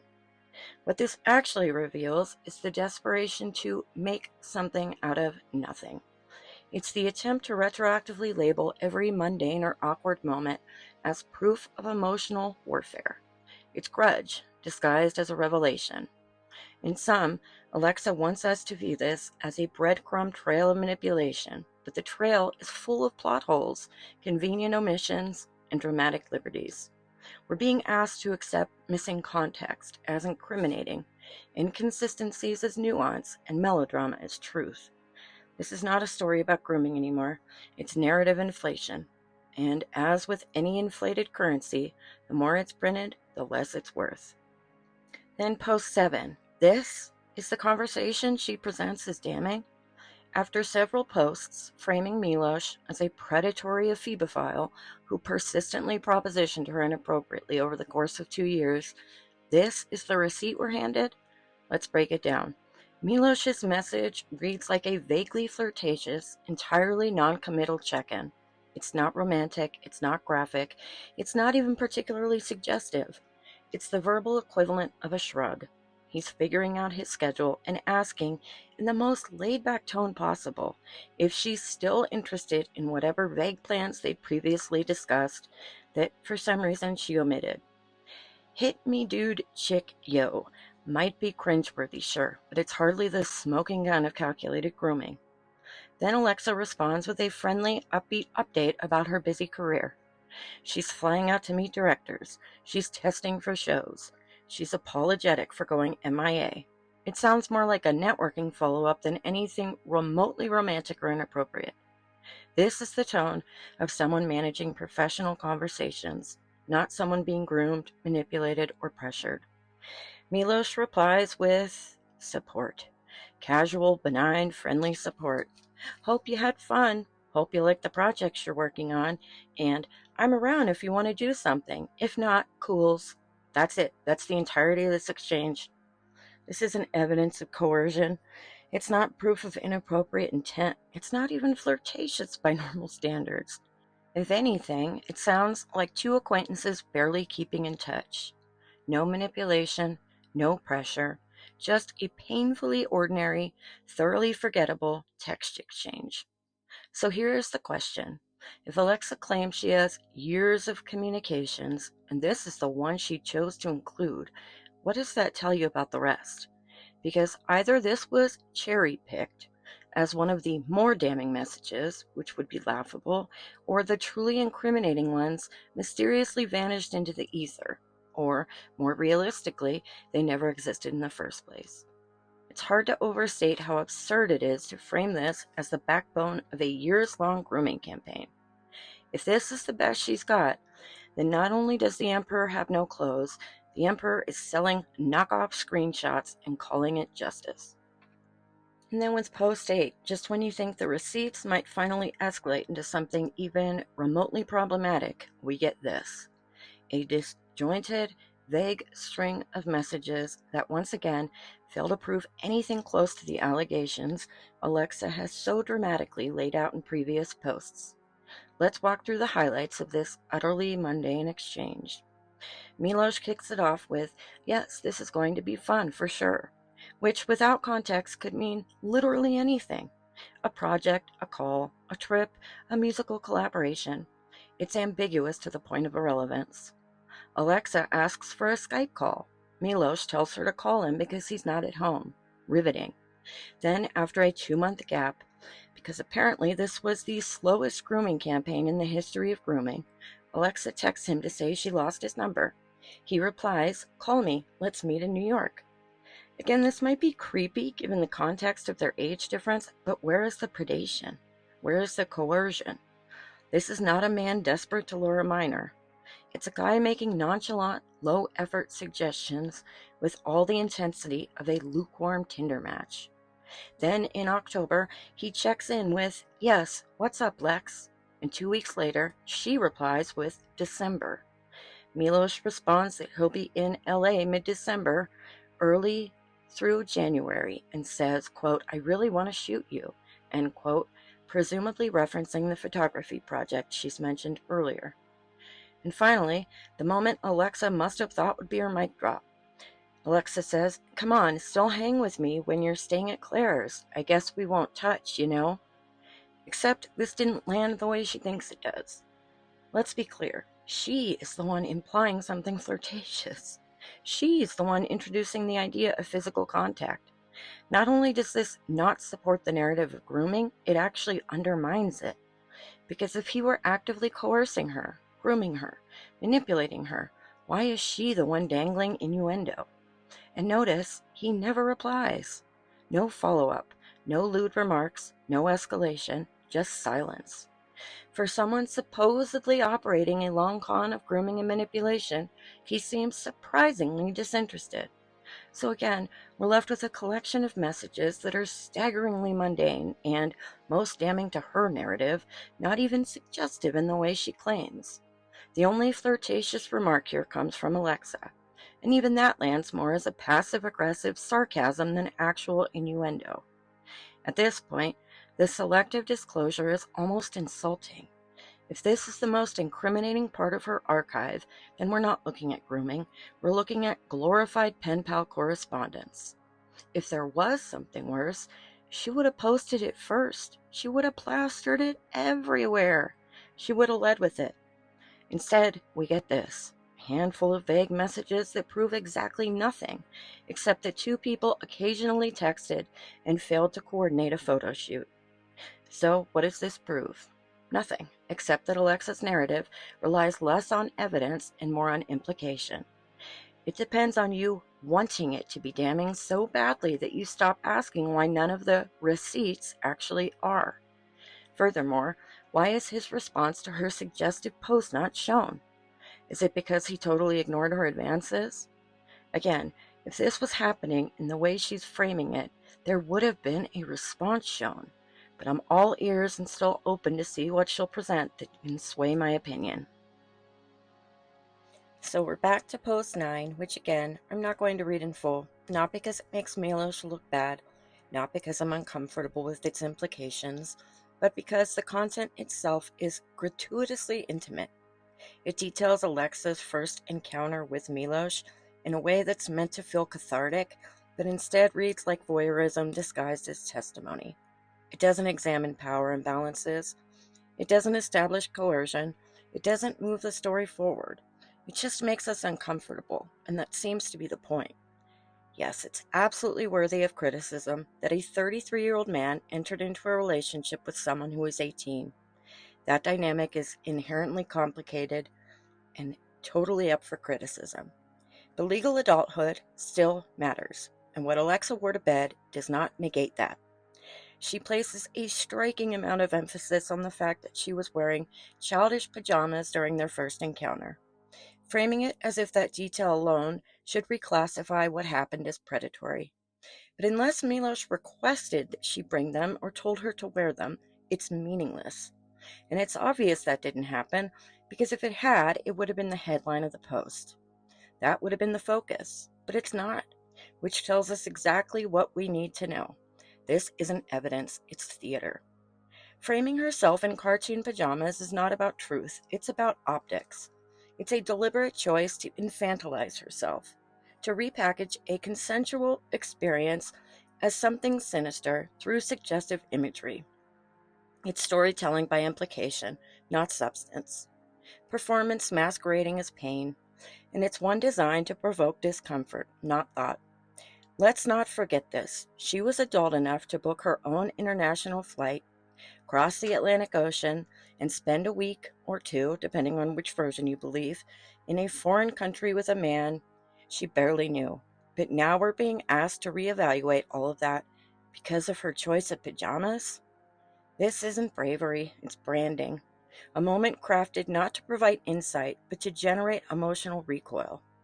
I don't know if she included this to embarrass Milosh, to inflate the emotional weight of her story, or to simply make people squirm. But I do know that it contributes nothing of substance.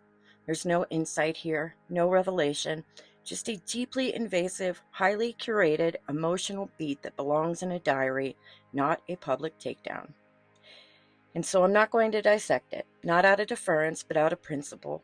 What happens between two consenting adults in private does not become abusive just because one of them packed cartoon pajamas and decided to wear them, then later regretted the relationship. There's no analysis to be made here, just a shared wish that we could all unread it. Moving on. Now we're shown a photograph Milosh took of Alexa, used as the cover art for Don't Look Away, Rhye EP. In it, she appears to be topless, standing in front of a window with a sheer curtain. It's clearly meant to coincide with the timeline of their first encounter, as detailed in the previous post we skipped over, and the next post we'll skip over, and is presented as if it carries some sort of devastating implication. But let's be clear, this image proves nothing. What it does show is that Milosh photographed Alexa, an adult, during a time when they were in a consensual relationship. That's it. That's the entire story. There's no hidden meaning, no revelation, no dark undercurrent that the photo somehow reveals. The only thing it proves is that Alexa gave her consent to be photographed during a romantic encounter with someone she traveled across the Atlantic to visit. It's not grooming, it's not exploitation, it's regret being retrofitted into narrative weaponry. Because what's happening here is exactly that. An attempt to smuggle in the visual language of victimhood without any of the substance to back it up. The photo, stripped of any surrounding context, is not inappropriate. The only way to make it seem inappropriate is to falsely suggest that she was underage at the time, which, to be blunt, she was not. She was 18, a legal adult, a woman who booked the flight, made the trip, agreed to the visit, and posed for the photo. If she regrets that decision now, that's valid. Regret is human, but regret does not rewrite history. Regret doesn't mean the photo was taken without consent, and it certainly doesn't make it criminal. And presenting it as if it's some kind of incriminating evidence is not only misleading, it's insulting to people who have actually had their boundaries violated. Plus, take a look at some of the other cover art from Rhye. There are countless photos that look a whole lot like this, with both men and women who are not Alexa. Are we suggesting their consensual photography poses are evidence of victimization also?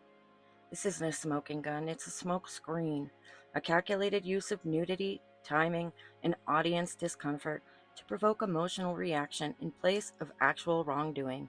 So no, this photo doesn't land the way she wants it to. It doesn't indict Milosh. It doesn't prove predation. All it does is raise the same question that continues to haunt this entire series. If you have real evidence, why do you keep giving us things that are not that? So let's keep going. So again, post 11 is a direct continuation of 9, and for the same reasons, I'm not reading it in full. But there are some specific pieces I left unblurred because they're telling. Not for the reasons Alexa might think, but because of how carefully they're constructed to influence how we feel, not what we understand. Here, Alexa continues the visual manipulation she began in Post 9. This time, the imagery includes Hello Kitty underwear and an orange hula hoop, neither of which adds clarity, evidence, or insight. What they do instead is paint a symbolic portrait designed to imply something darker without ever saying it outright. And again, we're left with the same question. If Milosh had asked her to wear these things, or had expressed any kind of fixation, wouldn't that be front and center? If he had requested the Hello Kitty underwear or packed the hula hoop, we'd know. She would have said so, but she doesn't, because it didn't happen. And that omission speaks volumes. These aren't relevant details, they're strategic symbols chosen to elicit discomfort and reinforce the idea of a childlike aesthetic, even though Alexa was, again, a legal adult making adult choices. This does not become predatory simply because she suggests it was. Suggestion is not evidence, and in advocacy, that distinction matters. Then there's a vague mention of feeling unsafe, held just long enough to stir unease before being deferred to the next post. It's a tactic of emotional pacing, not truth-telling. Suspense over sincerity. What we're watching isn't brave. It's the performance of bravery, dripping with aesthetic cues, trauma language, and provocative details, all designed to evoke a response, not clarity, not accountability, just response. Because true advocacy is grounded in consistency and not embellishment. And true testimony isn't built on symbolism, it's built on substance. So again, I'm not going to dignify this with a full reading. The details speak for themselves, and what they're saying is less about what happened and more about how Alexa wants us to feel about what happened. And that's not truth, that is strategy. This exchange raises serious red flags, but not in the way Alexa Nikolas intends. Rather than serving as clear, credible proof that she felt unsafe in Berlin or was in any real danger, the message she shares is vague, emotionally charged, and totally devoid of context. The line, "Tell her you're the only way to contact her, I'm scared," is dramatic, yes, but scared of what? Unsafe how? There's no mention of Milosh, no descriptors, no details, nothing that directly ties to any actual threat. It reads more like a distressed outburst than a grounded account of abuse or fear. Even more troubling is the way she retroactively frames this cryptic snippet as evidence of grooming and harm. She wants us to take a handful of emotionally suggestive fragments and build a case around them, expecting the audience to fill in the blanks with their own worst assumption. That is not testimony, that's manipulation. And when you're making serious, reputation-destroying accusations years after the fact, implication is not enough. This isn't bravery, it's narrative opportunism. She's not offering clarity, she's offering just enough ambiguity to provoke outrage while avoiding scrutiny. Take a closer look. This message is supposed to show that she was so afraid in Berlin that she asked someone to call her mother. But then, why blur out the name after call blank? If she wanted someone to reach out to her mom, wouldn't it say mom or my mom or her mom's name, Alexandra? It's not as though we have no idea what her name is and Alexa has protected her privacy. And if it did say one of these, then why hide it? There's nothing private or incriminating about the word mom, unless, of course, it wasn't her mom she was referring to. Blurring that either exposes a glaring inconsistency or a calculated decision to obscure what actually happened.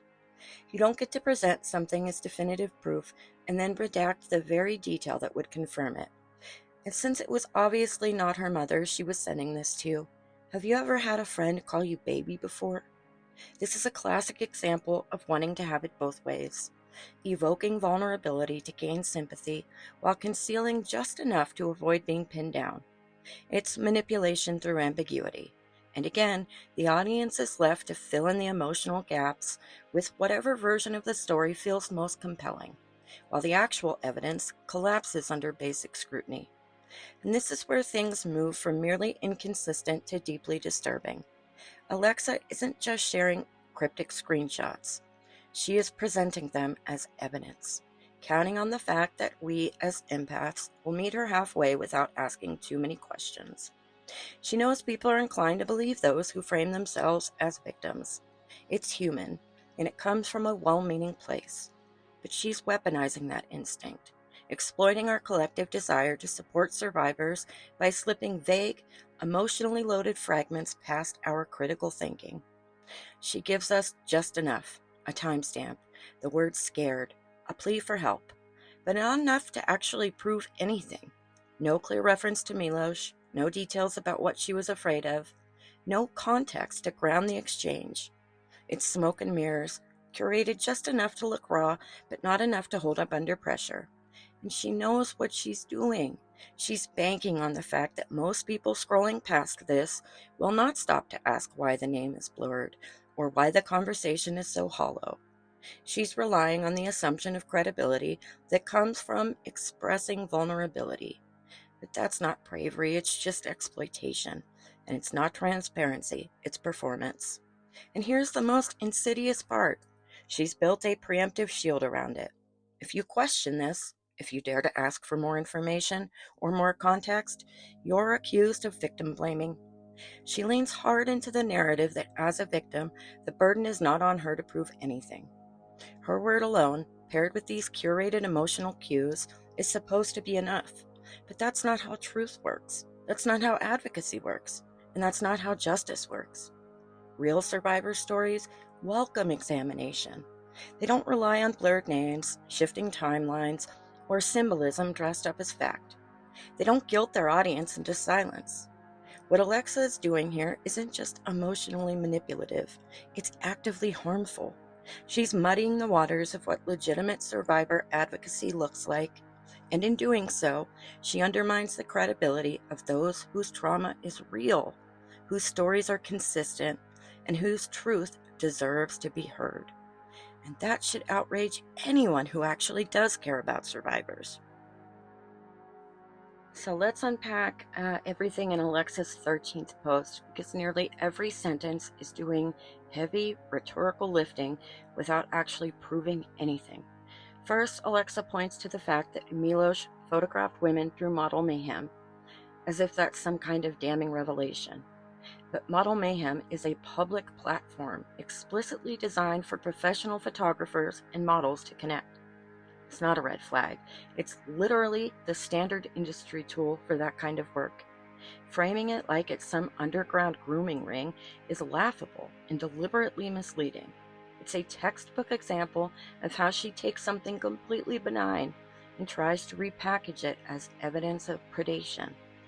Then she moves on to say, quote, he continued his exploration of her body, and that he forced her into doing things she didn't want to do, claiming he told her it was part of building a trust bond. But here's the issue.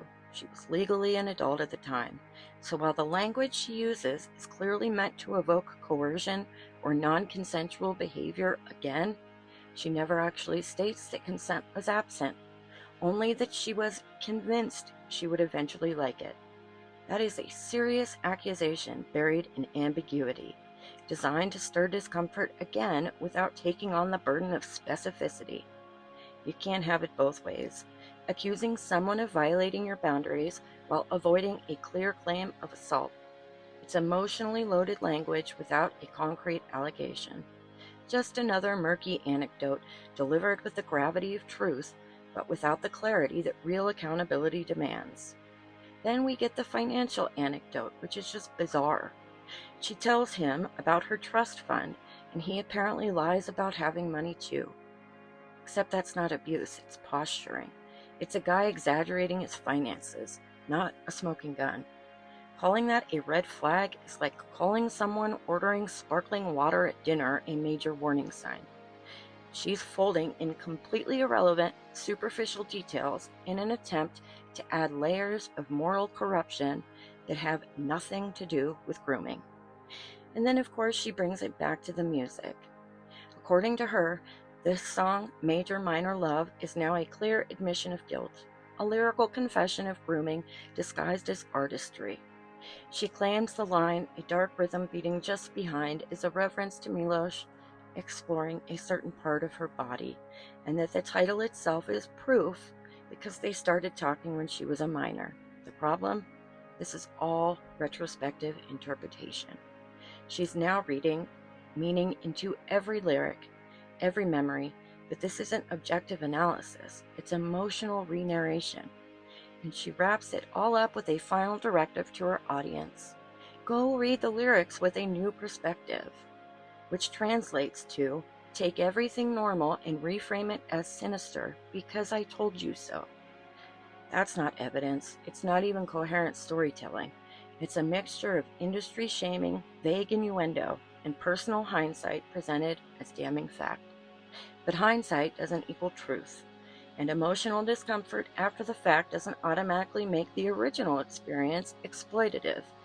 If you have to retroactively reframe a consensual relationship into abuse using song lyrics, model mayhem, and someone lying about their bank account, what you're building isn't a case, it's a narrative. And narratives require far more scrutiny than she's willing to allow. And now for post 14, what Alexa frames as a receipt, we're shown Milosh's model mayhem account, as if this is supposed to be some kind of bombshell revelation. Model Mayhem is a completely public, professional networking platform where photographers and models connect to collaborate. It's not a dark corner of the internet. It's not secret. It's not shady. Thousands of legitimate photographers have used it, especially during the early 2010s when it was a go-to for creatives building their portfolios. Including this as a gotcha moment is downright laughable. What exactly is being proven here? That Milosh took photos of women on a platform designed for photographers to take photos of women? This is what makes her entire narrative feel so contrived. She presents normal, explainable facts, like being on Model Mayhem, as if they're part of some hidden pattern of predation, counting on her audience not to think critically about what's actually being shown. It's not a receipt, it's a profile. There's no inappropriate messaging, no explicit content, no evidence of misconduct. The only thing this proves is that he used a widely known website for its intended purpose, and somehow, in Alexa's hands, that becomes cause for alarm. This is the equivalent of showing someone's LinkedIn page and saying, "See, he had a job. Creepy, right?" It's just a textbook example of how her narrative leans on implication instead of facts, and hopes no one notices the difference. So the 15th post is asking us to view poor relationship etiquette and career ambition as proof of exploitation. Alexa frames this entire long-distance affair as if it's another receipt of grooming, but what she actually describes is a textbook example of a messy adult relationship. Emotionally complicated, sure, but nowhere near the realm of abuse. She says Milosh emailed her regularly, sent her songs, told her he missed her. That's not grooming, that's flirting, that's dating. Then comes the real stretch. She agreed to buy his flight to Los Angeles. At the time, she says there was an authentic connection between them, her words, not ours. So she made a voluntary decision to support him financially. Was it a great choice? Maybe not. Does she regret it? Probably. But she wasn't manipulated or deceived. She made that offer of her own accord. Now, years later, she reframes it with a tone of victimhood. Quote, "I can't believe I did that for a 35-year-old, end quote. But the age gap didn't seem to matter when she booked the flight. It only becomes an issue in hindsight, when she's reconstructing the story to fit a narrative. She then tries to make his scheduling a music video and recording session while in LA look suspicious, calling it a coincidence, as if having career obligations somehow proves ulterior motives. This is where the accusations really begin to unravel. A grown man continuing to build his career while visiting someone in Los Angeles, of all places, especially someone he's seeing, is not sinister. It's called being an artist with a schedule. And complaining that he didn't ship in for gas or groceries, that's bad manners, not criminal intent. If this is the red flag, then it's a dull one. A selfish boyfriend is not the same as an abuser, and presenting it as such diminishes the seriousness of real abuse. Alexa wants us to conflate disappointment, regret, and poor communication with proof of predation again. But those aren't receipts. They're just parts of a complicated adult relationship she now resents. The manipulation here isn't from Milosh.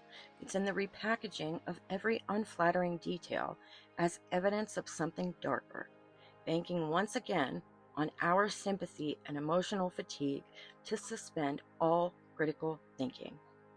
And now we arrive at post 16, where Alexa clearly wants us to interpret the lyrics to Major Minor Love as the smoking gun.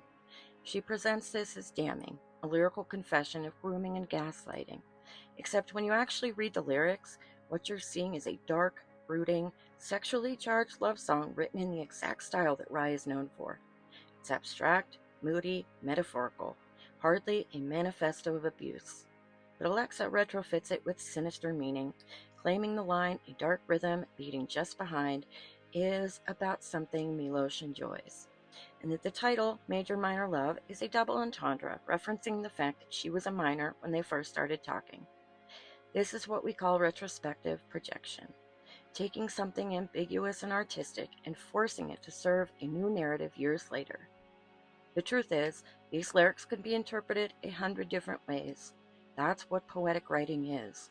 Artists constantly explore themes of duality, obsession, pleasure, pain. It's not evidence of abuse, it's art. And let's be real, this isn't a secret letter slipped under a door. These lyrics were published, recorded, and released to the public as part of an album. If Milosh was really confessing to grooming, he wasn't doing it in code. He was doing it with a full production budget. The idea that a song like this, dense with metaphor and stylized emotion, proves anything other than he's a moody artist writing moody songs is absurd. But again, Alexa isn't offering this as one piece of a well-supported case. She's banking on the fact that people will want to read into it, that the words "so bad" repeated over and over will plant the right idea in your mind, that "kidnap your mind" will land like a crime scene detail instead of a hyperbolic lyric. She's counting on your discomfort to do the heavy lifting. But discomfort is not evidence, and art, no matter how suggestive or provocative, is not an admission of guilt. Unless you believe every Nine Inch Nails song is a confessional or every Lana Del Rey lyric is a diary entry, this receipt is just more smoke and mirrors. If anything, this is proof of how far she's reaching, how determined she is to reinterpret every creative decision he made through the lens of regret and resentment, twisting poetry into persecution and moody production into a moral indictment. It's not brave, it's not revealing, it's deeply manipulative, and transparently so. And in 17, Alexa pivots from emotional manipulation to financial martyrdom. She's saying it's becoming more and more clear that Milosh was using her, conveniently in hindsight after the relationship soured. But let's look at the facts she presents. He signed with a label, Innovative Leisure, who paid for his travel. His girlfriend was covering his life in Berlin. Alexa claims she was paying for his life in Los Angeles. But all of this is framed like some master con, when really, it just sounds like a struggling artist doing what most struggling artists do, relying on the people around them while building their career. That's not inherently manipulative, it's reality. Was it messy? Sure. Was it calculated exploitation? That's a leap, and Alexa doesn't offer evidence, just emotion. Then we're hit with a new turn.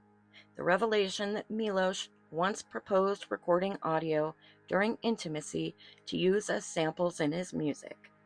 Alexa cites the song Don't Call It and claims the word no was reversed to sound like on. The implication, of course, is that this is some twisted, violating gesture, equating artistic experimentation with non-consensual manipulation. But there's zero indication that she was unaware, let alone unwilling. In fact, she admits he suggested the idea. Whether it was in poor taste or not is subjective. But again, she doesn't clarify if she agreed, only that it made her uncomfortable in retrospect. And discomfort after the fact is not the same as abuse in the moment. Then comes the most serious and frankly most irresponsible claim yet. She says Milosh once bragged about picking up 2 Japanese women who didn't speak English, getting them drunk, recording them without consent, and using their sounds in a track. That's a heavy accusation, presented without evidence, context, or corroboration. She even admits she's speculating. Quote, I doubt he got consent, end quote.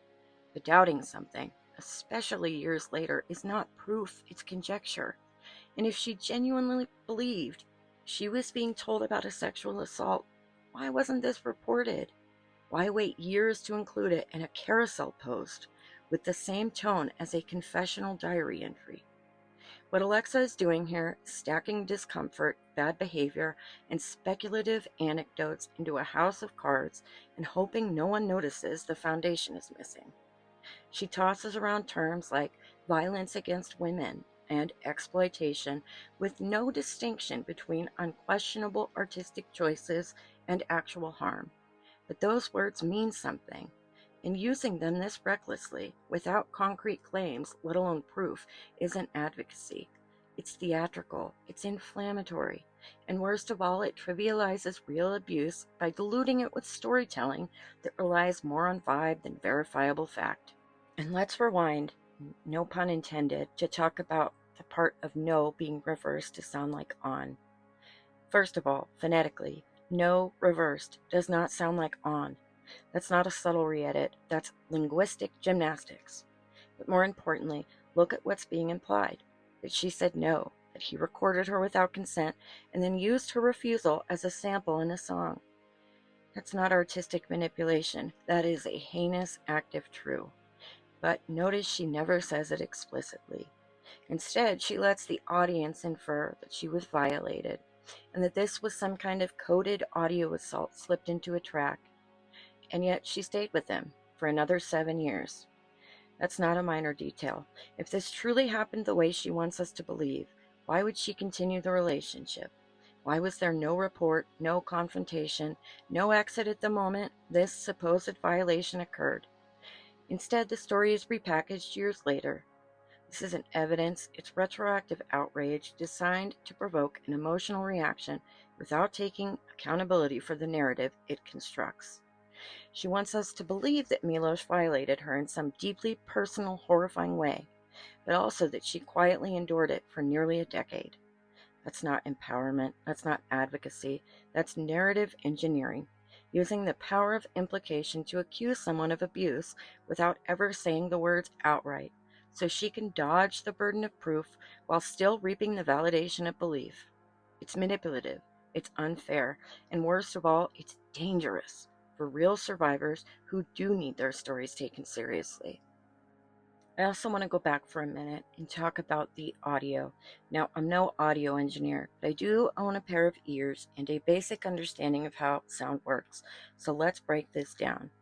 When you say no, you're making 2 very distinct sounds. First, the N, the nasal front of the mouth sound. Then the O, that long rounded vowel. Now reverse that. What do you get? Well, phonetically, it starts with the O sound and ends with the N. Except it's not a clean N anymore, because reversing speech doesn't preserve clarity. What you'd actually get is something much closer to one, as in WON, or one, like the number 1, maybe even depending on accent and emphasis. You know what you are never going to get? On. Because on starts with a soft ah and ends with a clean N, a totally different phonetic structure. Reversing no would produce something slurred, muddy, and absolutely not a clean, articulate on. So unless someone is accusing the audio editor of also being a magician who used AI voice reconstruction, splicing, and a soundboard worthy of Pixar, this allegation falls apart on first listen. Not everything is a conspiracy. Sometimes people just said what they said, and now they regret that it was recorded. Also, if you think the word no is going to result in on, I'd kindly like to introduce you to an app called Audacity. It's free. Go try it. You'll be shocked to find out physics still works. This has been your friendly reminder that audio editing isn't magic, it's just math. No. Post 18 is again just the photo of Alexa on the cover of Jetlag, proving that Milosh has an aesthetic for sure. Moving on to post 19, this next part of Alexa's story takes a sharp and emotionally heavy turn, and it's one that deserves to be handled carefully. She shares that she was violated by someone she was dating shortly after returning from Berlin, and that the video of the assault was sent to her while other people watched. This is absolutely horrifying, and no one should ever endure that kind of violation. But this is also where things start to shift, not in the content of her trauma, but in how she uses it to reframe the rest of her story. She says that Milosh was aware of this trauma when he moved in with her, and that instead of being supportive, he was emotionally abusive, telling her to get over it or risk becoming a loser, and insisting that she channel it into something productive. Is that tone deaf? Yeah, absolutely. Is it cold, dismissive, and emotionally immature? Yes. But we need to draw a very clear distinction between lack of emotional skill and actual abuse.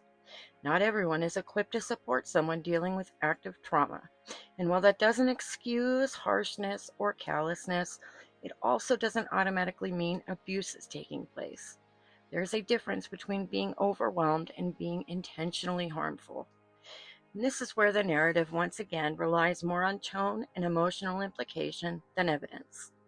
Alexa describes Milosh reacting poorly to her panic attacks, even allegedly timing how long she talked about her trauma and punched things like the refrigerator and candles in frustration. She frames this as abusive and says she was scared. But let's examine that. There's no claim of physical violence towards her. There's no account of threats, coercion, or intimidation directed at her body. Only frustration expressed in unhealthy but indirect ways. Again, immature? Yeah. Emotionally safe? No. But abusive? That's a heavier claim, and one that demands clear evidence than vague anecdotes about dented appliances. But what makes this especially troubling is the way this real, devastating trauma she experienced at the hands of someone other than Milosh is now being retroactively leveraged to paint him as the villain.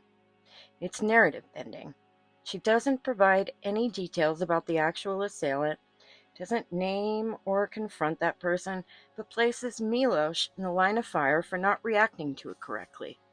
He becomes the scapegoat for the secondary trauma, not because he caused it, but because his emotional response wasn't what she wanted or needed. That's not justice, and that's not accountability.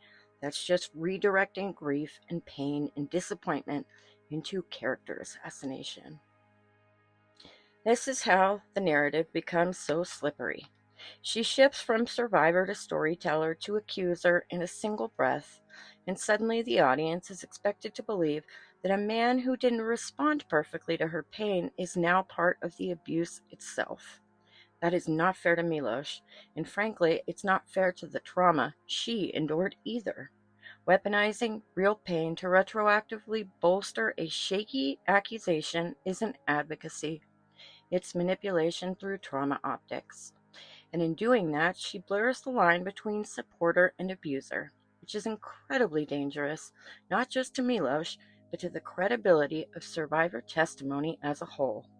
Then Post 20 perfectly encapsulates the contradictory self-serving logic that runs through Alexa's entire narrative. It begins with something truly unremarkable. Milosh comforts her after an emotional moment, cuddles her, apologizes, and says he just wants what's best for her. This is framed not as compassion or accountability, but as a red flag. That's right, showing empathy and emotional availability is now a warning sign. Because in Alexa's revisionist world, even kindness is retroactively sinister if it comes from someone she's decided to vilify. From there, we get the marriage proposal. They're having steak wrapped in bacon, and Milosh proposes. She was 19. They'd been dating for 6 months. And that might raise eyebrows for some, but it's not inherently problematic or abusive. She admits she was deeply in love with him. She said yes. She trusted him. But now, with the benefit of distance and a storyline to uphold, she reinterprets that decision as a trick. Not because of what Milosh did, but because she no longer wants to take accountability for the choices she made.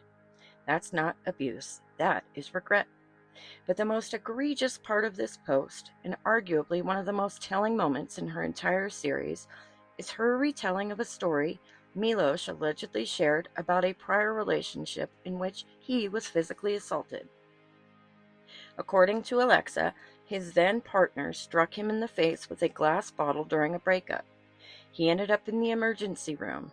His father, upon arriving, asked him, quote, "What did you do to her?" End quote, implying there must have been provocation. Alexa takes this and writes, quote, "To this day, I'm unsure if Milosh was the true victim in that situation. I just don't know." End quote. Let's pause there. Alexa Nikolas, self-proclaimed advocate for survivors, is actively speculating that someone else's trauma story might not be real. Without evidence, without insight, and with zero first-hand knowledge.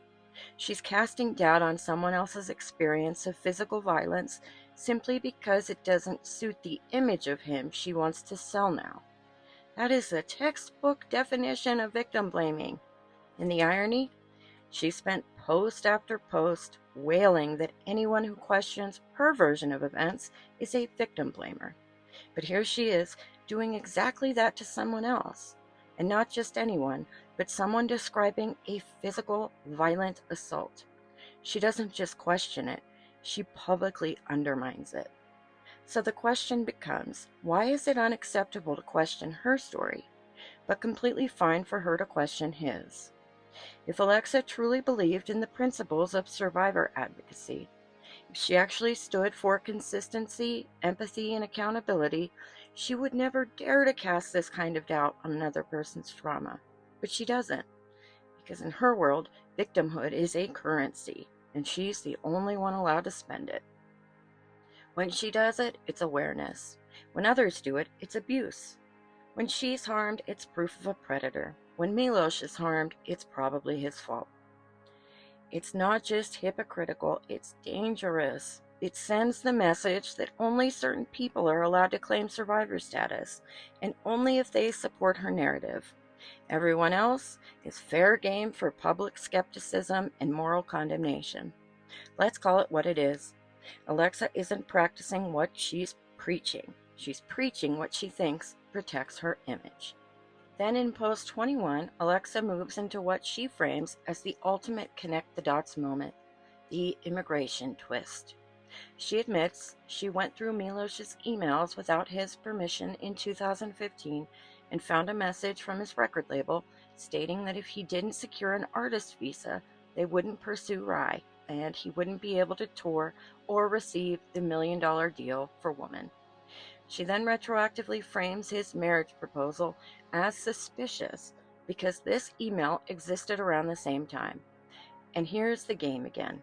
She never claims he said, "Marry me so I can stay in the US." Instead, she throws the information out, winks at the audience, and says, "So you can connect the dots on that one." This is Alexa's favorite narrative trick. Drop a timeline, imply deception, and let the audience make the leap. There's no actual proof that the marriage was about a visa. She even admits that a visa would have naturally helped facilitate their relationship, so the motivation wasn't necessarily transactional. It could have simply been logical. But instead, it's twisted into something nefarious. And remember, she said yes. She married him. She went on tour with him. She actively chose to step into that life. But now, years later, it's being reframed not as a decision made in love or partnership, but as part of some elaborate exploitation scheme that she didn't recognize at the time, but conveniently sees very clearly now. And then we pivot abruptly from immigration speculation to sexual discomfort. Alexa says that during the marriage, Milosh kept suggesting in alternate style of intimacy that was painful for her and that she did not enjoy. She says she communicated that she didn't want to do it anymore. And after that, he stopped initiating intimacy altogether. And somehow, that's a red flag too. So let's break this down. A partner expresses discomfort with a specific activity. The other partner respects that boundary and refrains from further intimacy. And this is framed as abuse? She wants it both ways. If he continues to initiate, he's coercive. If he stops altogether, he's emotionally withholding and manipulative. The bar keeps moving, and no matter what Milosh does, it's wrong.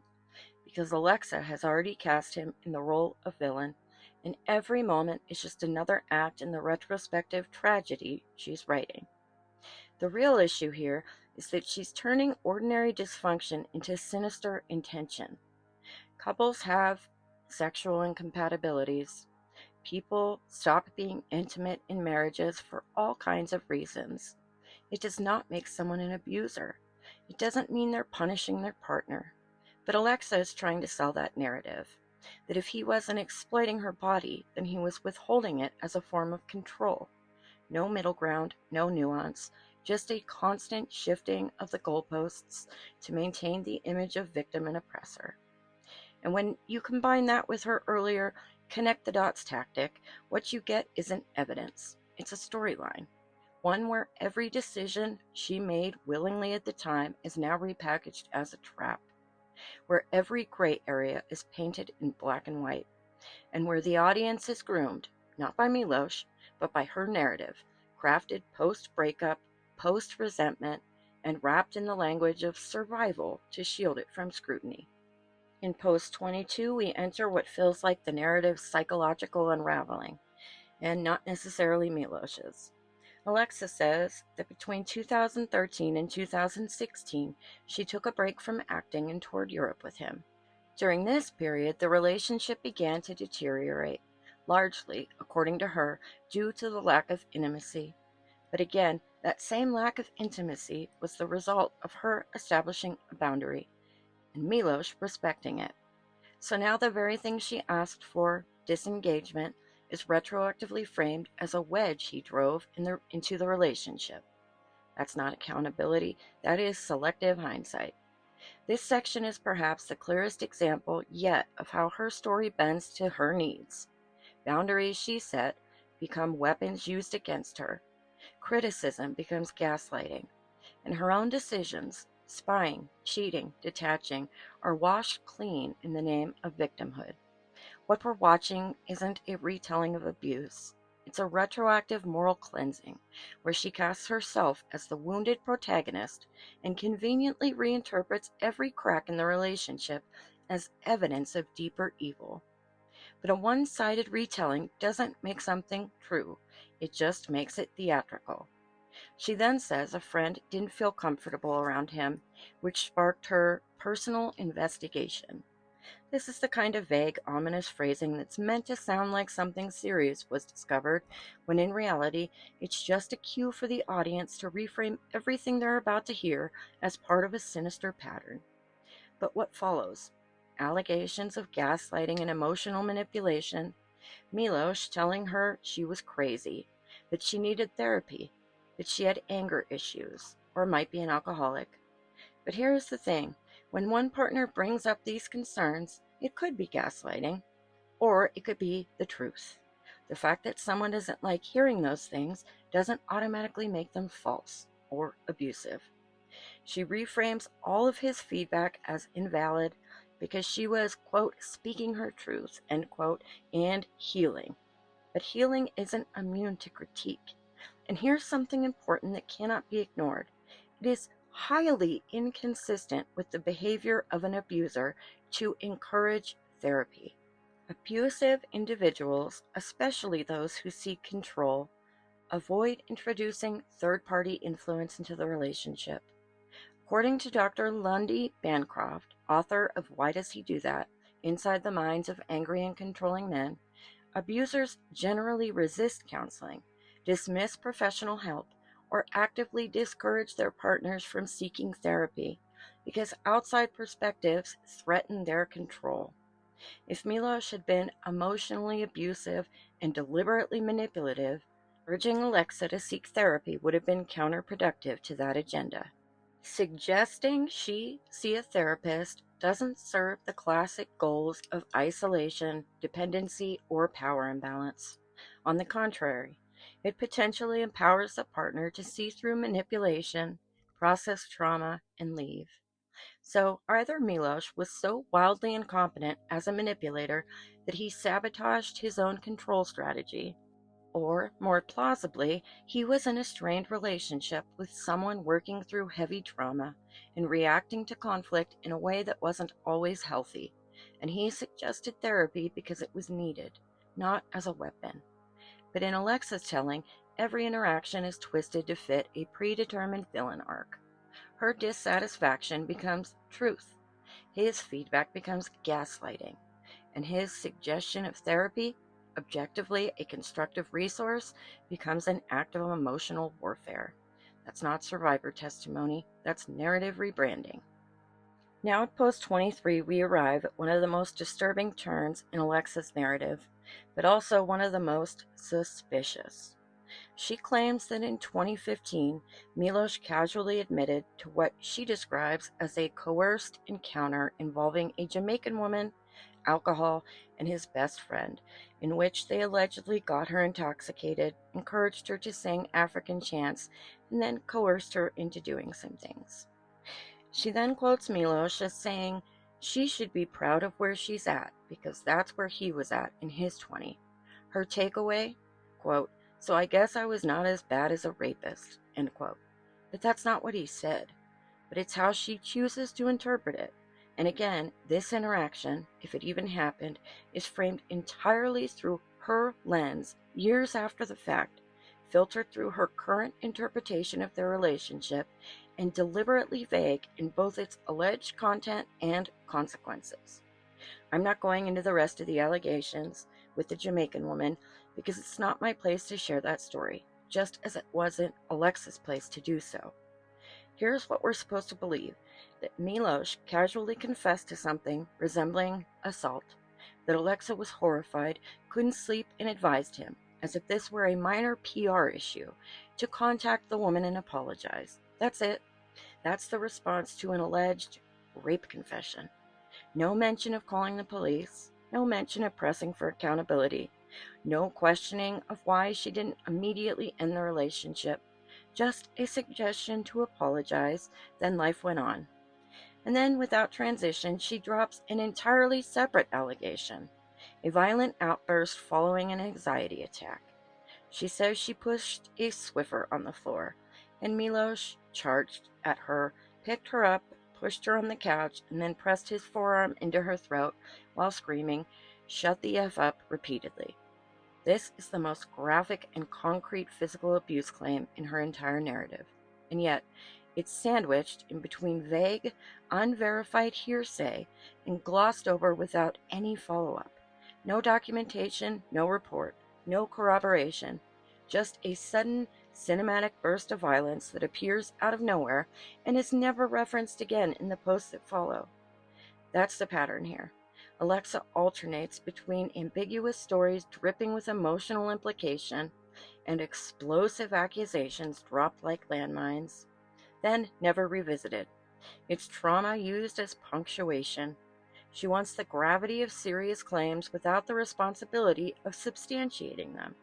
And more than that, she wants the audience to never question the timing, the presentation, or the lack of continuity.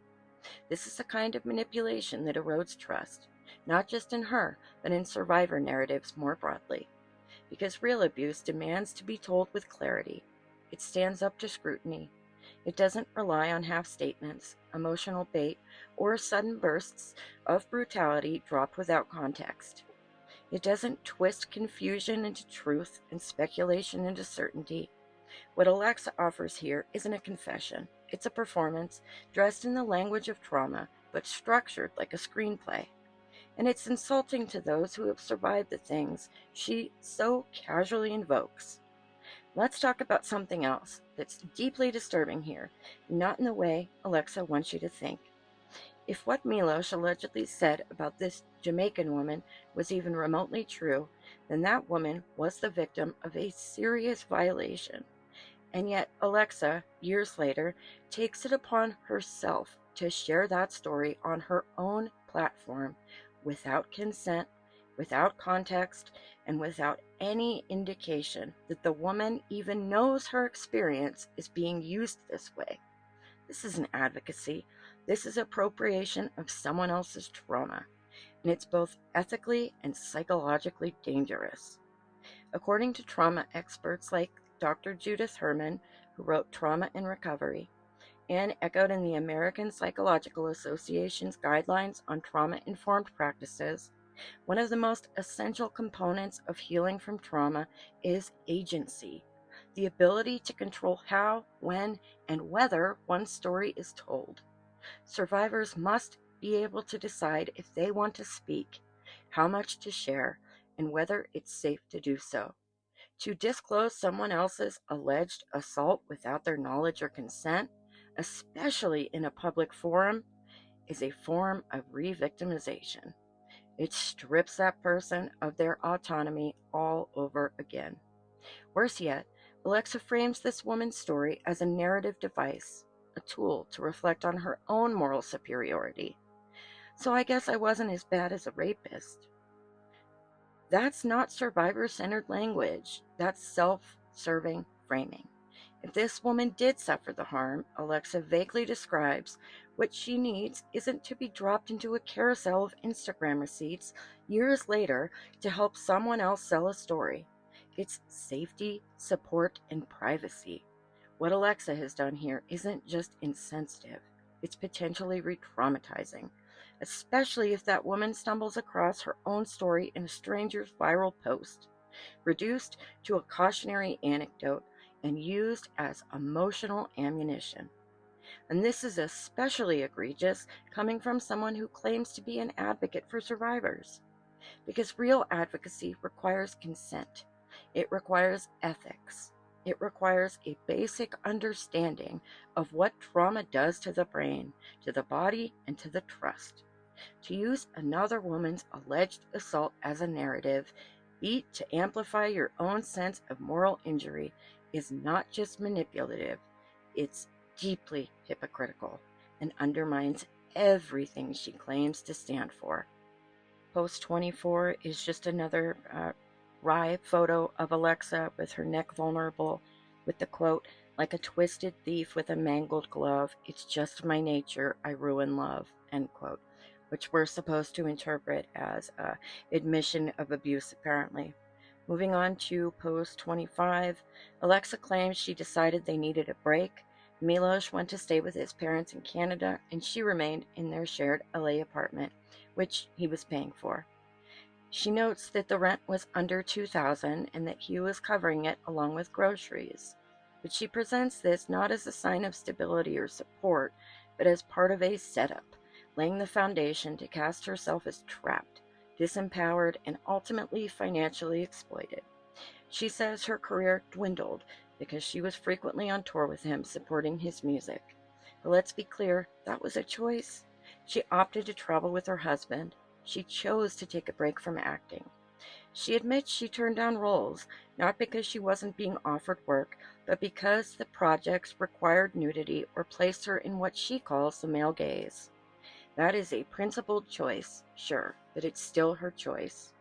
She reframes that now as if Milosh somehow sabotaged her creativity and career by existing, as if she didn't have agency, or as if supporting her partner's art somehow meant forfeiting her own.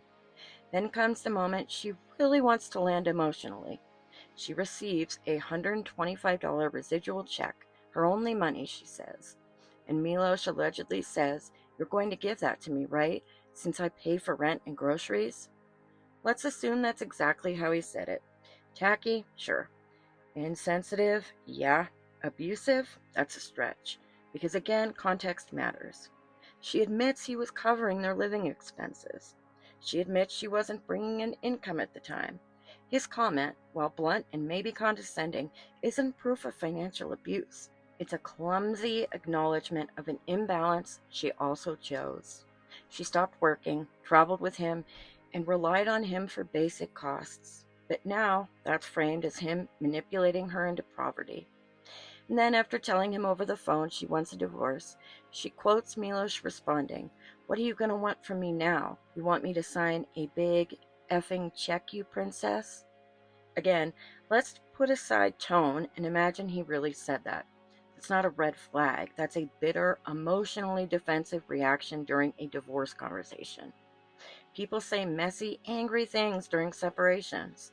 It's not evidence of abuse. It's not a receipt. It's a fight. A petty one, sure, but in context, completely unsurprising. What's most striking here is how she takes moments of normal relationship tension, resentment over money, creative burnout, snarky comments during a breakup, and rebrands them with a post-Me Too gloss of victimization. These aren't red flags. These are the ashes of a relationship that was already falling apart, being strategically reassembled to look like a bonfire of abuse. She wants us to believe that she was financially manipulated, creatively stifled, and emotionally wrecked, all while conveniently skipping over her own decisions, her own agency, and her own participation in the choices that got her there. This is what makes the narrative so hard to accept at face value. It's not built on clear cause and effect. It's built on regret, retrospectively reinterpreted as oppression. Between 2013 and 2016, Rhye performed a total of 83 concerts, 20 in 2013, 15 in 2014, 21 in 2015, and 27 in 2016. While exact figures for international versus North American shows aren't specified in the available data, it's evident that they had a significant presence in both regions, with numerous performances across Europe and North America. Considering there are 1,461 days in a 4-year span, and Rhye performed 83 shows during this time, this averages to roughly one concert every 18 days. This schedule suggests that while touring was a component of their professional lives, it was not an all-consuming endeavor. Alexa's portrayal of being on tour more than frequently and implying that this severely hindered her acting career seems inconsistent with the actual touring schedule. The data indicates there were substantial periods between tours and individual concerts, providing ample opportunity for her to pursue acting roles or other professional endeavors.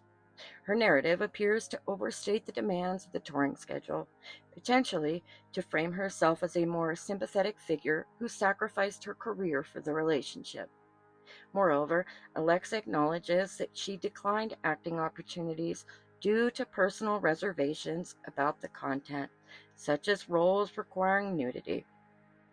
While these are valid personal choices, they further suggest that her career trajectory during this period was influenced by her own decisions, as much as, if not more than, any touring commitments. In summary, the touring schedule between 2013 and 2016 does not support the notion of an incessant, career-inhibiting series of commitments. Instead, it reflects a balanced schedule that would have allowed for significant personal and professional pursuits outside of touring. This calls into question the accuracy of Alexa's depiction of her sacrifices and challenges during this period. Now Alexa tells us that after everything, she allowed Milosh to move back into the apartment to work things out. And right away, the story flips again. Suddenly, this man she had supposedly come to fear, who allegedly screamed in her face with his forearm pressed to her throat, is now someone she invites back into their shared home. That's not a minor contradiction. It's a major collapse in a narrative continuity. If the prior events were as traumatic as she claims, the decision to reconcile makes absolutely no sense, unless, of course, the prior events have been dramatically reinterpreted in hindsight. She says it felt horrible to see the man she married out of, quote, love and for all the right reasons, end quote, twist the relationship into being about money. But again, she is the one who keeps making it about money. She circles back to the beginning, reminding us that Milosh had no money to his name when they met and that she supported him. But let's not forget, Rhye performed 83 shows between 2013 and 2016. That's one concert every 17 days. That is not a non-stop touring schedule. That leaves plenty of time for Alexa to have pursued acting work, especially since she admits she turned down roles on principles. Touring didn't kill her career, her choices did. But here we are again with the same pattern. Personal decisions reframed as sacrifices she was manipulated into making. She also brings back the issue of incompatibility, saying she once again refused and that Milosh then withdrew all intimacy. So we're back to the same contradiction. She establishes a boundary, he respects it, and this becomes another red flag. Withholding intimacy can become abusive, but initiating it would have also been abusive. So again, what would not have been abusive? This is the constant moving target she creates, where every action or inaction becomes evidence of control. Then we're told that Milosh again suggested therapy. This, by the way, is now the second time he's encouraged her to seek professional help, something wildly inconsistent with known patterns of abuser behavior. As cited previously, abusers do not typically encourage therapy. According to Why Does He Do That by Lundy Bancroft, one of the most defining traits of an abusive partner is a refusal to allow outside influence that could empower the victim or expose their behavior. Therapy threatens their control. It gives their partner language, validation, perspective. If Milosh were truly a calculated emotional manipulator, encouraging her to attend therapy twice a week would be sabotage to his entire strategy. But Alexa can't have that. So she reframes the therapy suggestion as yet another form of emotional manipulation, because the therapist ended up validating her narrative. Now, to be clear, that's what therapy does. Competent therapists meet you where you are emotionally, reflects your perspective back to you, and helps you process it. But that does not mean that everything said in therapy is objectively true. That doesn't make the therapist's view gospel, especially when it's based solely on one person's recounting of events. This was individual therapy, not couples counseling. Milosh wasn't there. His side was never presented. And yet Alexa tells us that her therapist began pointing out red flags, encouraging her to get a divorce, and finally helped her see the truth. But what truth? We only have hers, retrospective, emotionally charged, and strategically curated. She closes this segment by saying that when she brought up divorce, Milosh responded by saying she was trying to take his money, something she frames as another manipulative, controlling tactic. But honestly, given the tone of their relationship at this point, and her repeated emphasis on his finances and her past support of him, who wouldn't be concerned about that? It's not a flattering thing to say, but it's not an unreasonable fear either. And once again, Alexa doesn't want to be questioned. She wants her interpretation of his every response to stand as absolute truth, reinforced by selective quotes and emotional framing. Now we reach the divorce, and Alexa calls it a nightmare.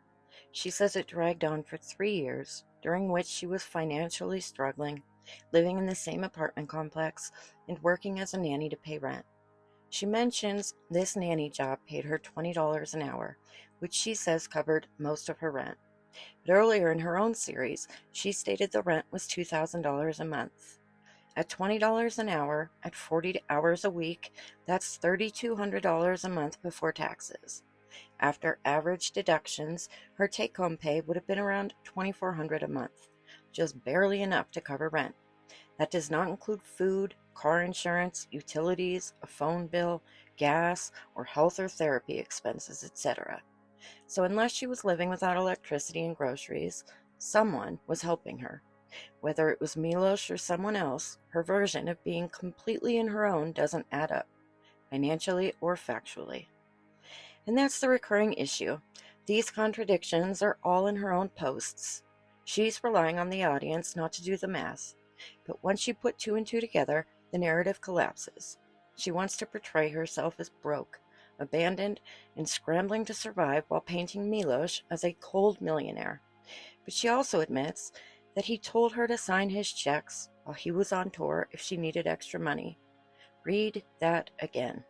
He gave her access to his personal funds during the divorce. Most people wouldn't dream of that, let alone during a prolonged legal battle. Yet she still casts this as abuse. That's not control, that's trust. That's financial access. And it fundamentally undercuts her repeated claim that he was manipulative and financially domineering. She also slips in another subtle accusation that Milosh never allowed a joint bank account. She frames this as a red flag, but let's actually examine it. Keeping finances separate, especially in creative or freelance careers, isn't uncommon, nor is it malicious. But even if you did want to argue that it's suspect, it directly contradicts her allegation that he was financially controlling. In actual cases of financial abuse, abusers tend to push for joint accounts to track and restrict spending, eliminate independence, and consolidate control, especially in cases where the abuser generates the majority of the income. Milosh did the opposite. He maintained separate finances and still gave her financial access when she needed it.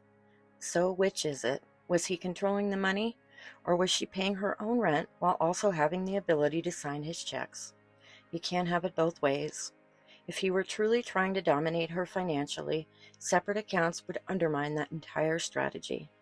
The reality is, her narrative is selectively structured for maximum sympathy, and when that structure is held up to basic scrutiny, it begins to crumble. She claims she wanted a clean 50-50 split, but that Milosh dragged things out and painted her as a gold digger. But again, he continued to support her financially, gave her legal leeway, and made no move to force her out of their shared space. What's more plausible? That a man who continued to help financially and offered her access to his income during a divorce was simultaneously waging a campaign to destroy her, or that Alexa is engaging in narrative inflation, spinning every logistical disagreement and every failed expectation into another example of abuse. She says she felt financially at his whim, but she also admits that she chose to step away from acting, chose to tour with him, and chose not to take roles she felt weren't creatively fulfilling. Those are valid personal choices, but they're still choices. She wants the audience to believe all her hardship was extremely imposed, while every decision she made is stripped of agency and consequence. That's not a fair portrayal. That's narrative insulation, protecting her story from critical examination by rewriting history through the lens of victimhood. This section is a master class in reframing generosity as leverage and personal responsibility as coercion. Alexa's story depends on emotion outweighing fact. She wants every delay, every boundary, and every imperfect comment to count as abuse, while glossing over the reality that Milosh, by her own admission, gave her more financial flexibility and trust than most people would during a messy breakup. So let's be clear, separate finances don't make someone abusive. Handing over your checkbook to an ex during a divorce does not make you controlling. And living in a $2,000 a month apartment while earning just enough to cover rent, without accounting for food, insurance, or utilities, means someone was helping her. She just doesn't want to admit it, because that would break the illusion. And that's the thorough line. Alexa gives you all the details, assuming you won't notice when they don't line up. But once you do, it becomes clear. This isn't financial abuse. It's selective memory wrapped in emotional framing. And this is what truly reveals the fault line running through Alexa's entire narrative. She gives the audience pieces of the puzzle, seemingly unaware or uncaring that when put together, they contradict the picture she's painting. It's as if she assumes no one will check her math, question the logistics, or connect the timelines she herself provides. But when they do, and the inconsistencies become impossible to ignore, she frames that scrutiny as cruelty or victim blaming. In reality, it's just basic critical thinking. Pointing out that 2 and 2 doesn't equal 5 is not an attack. It's called recognizing a discrepancy. When someone's own story collapses under the weight of its own details, that's not the audience's fault. That's a failure of narrative integrity. And more troubling, it suggests that she's not taking the time to think these things through before putting them into the world as supposed truth. That level of carelessness, especially when dealing with heavy topics like abuse, can't be written off as emotional honesty. It starts to resemble something else entirely: manipulation disguised as testimony, where facts are fluid and inconsistencies are someone else's problem. And here we are with yet another receipt that once again proves absolutely nothing. In this exchange, Alexa and Milosh are arguing about divorce logistics. That's it. That's the whole exchange. No abuse, no manipulation, no grooming, just a fairly typical post-breakup dispute over legal process and finances. Something that happens in literally every divorce on earth. Let's break it down. Alexa accuses Milosh of bullying her, but provides zero context to support that claim. She says he's making this out of hand, but what exactly this is remains entirely unclear. Then she follows it up by admitting she doesn't understand the legal document she was asked to sign, which is fair. But instead of simply saying she wanted clarification from a lawyer, she throws in emotional accusations to frame herself as a victim in a situation that, frankly, reads like standard divorce tension. And Milosh? He responds with more patience than most people would in a conversation like this. He says he's not bullying her. He offers to let the lawyers handle it, and then he makes a blunt but not inaccurate observation. Basically, you want a settlement. You want money. And honestly, that's not scandalous. That's not manipulative. That's someone going through a divorce trying to clarify what's actually being asked of them. Because Alexa insists she doesn't want money. Yet this conversation revolves entirely around ensuring she gets what she wants out of the separation. And it's clear that what she wants is a financial outcome. This is where the contradiction gets especially glaring. In her series, she repeatedly insists she wasn't motivated by money. That this was never about money, that any implication otherwise is some patriarchal silencing tactic. And yet here, in her own words, we see her pushing for what appears to be a financial agreement.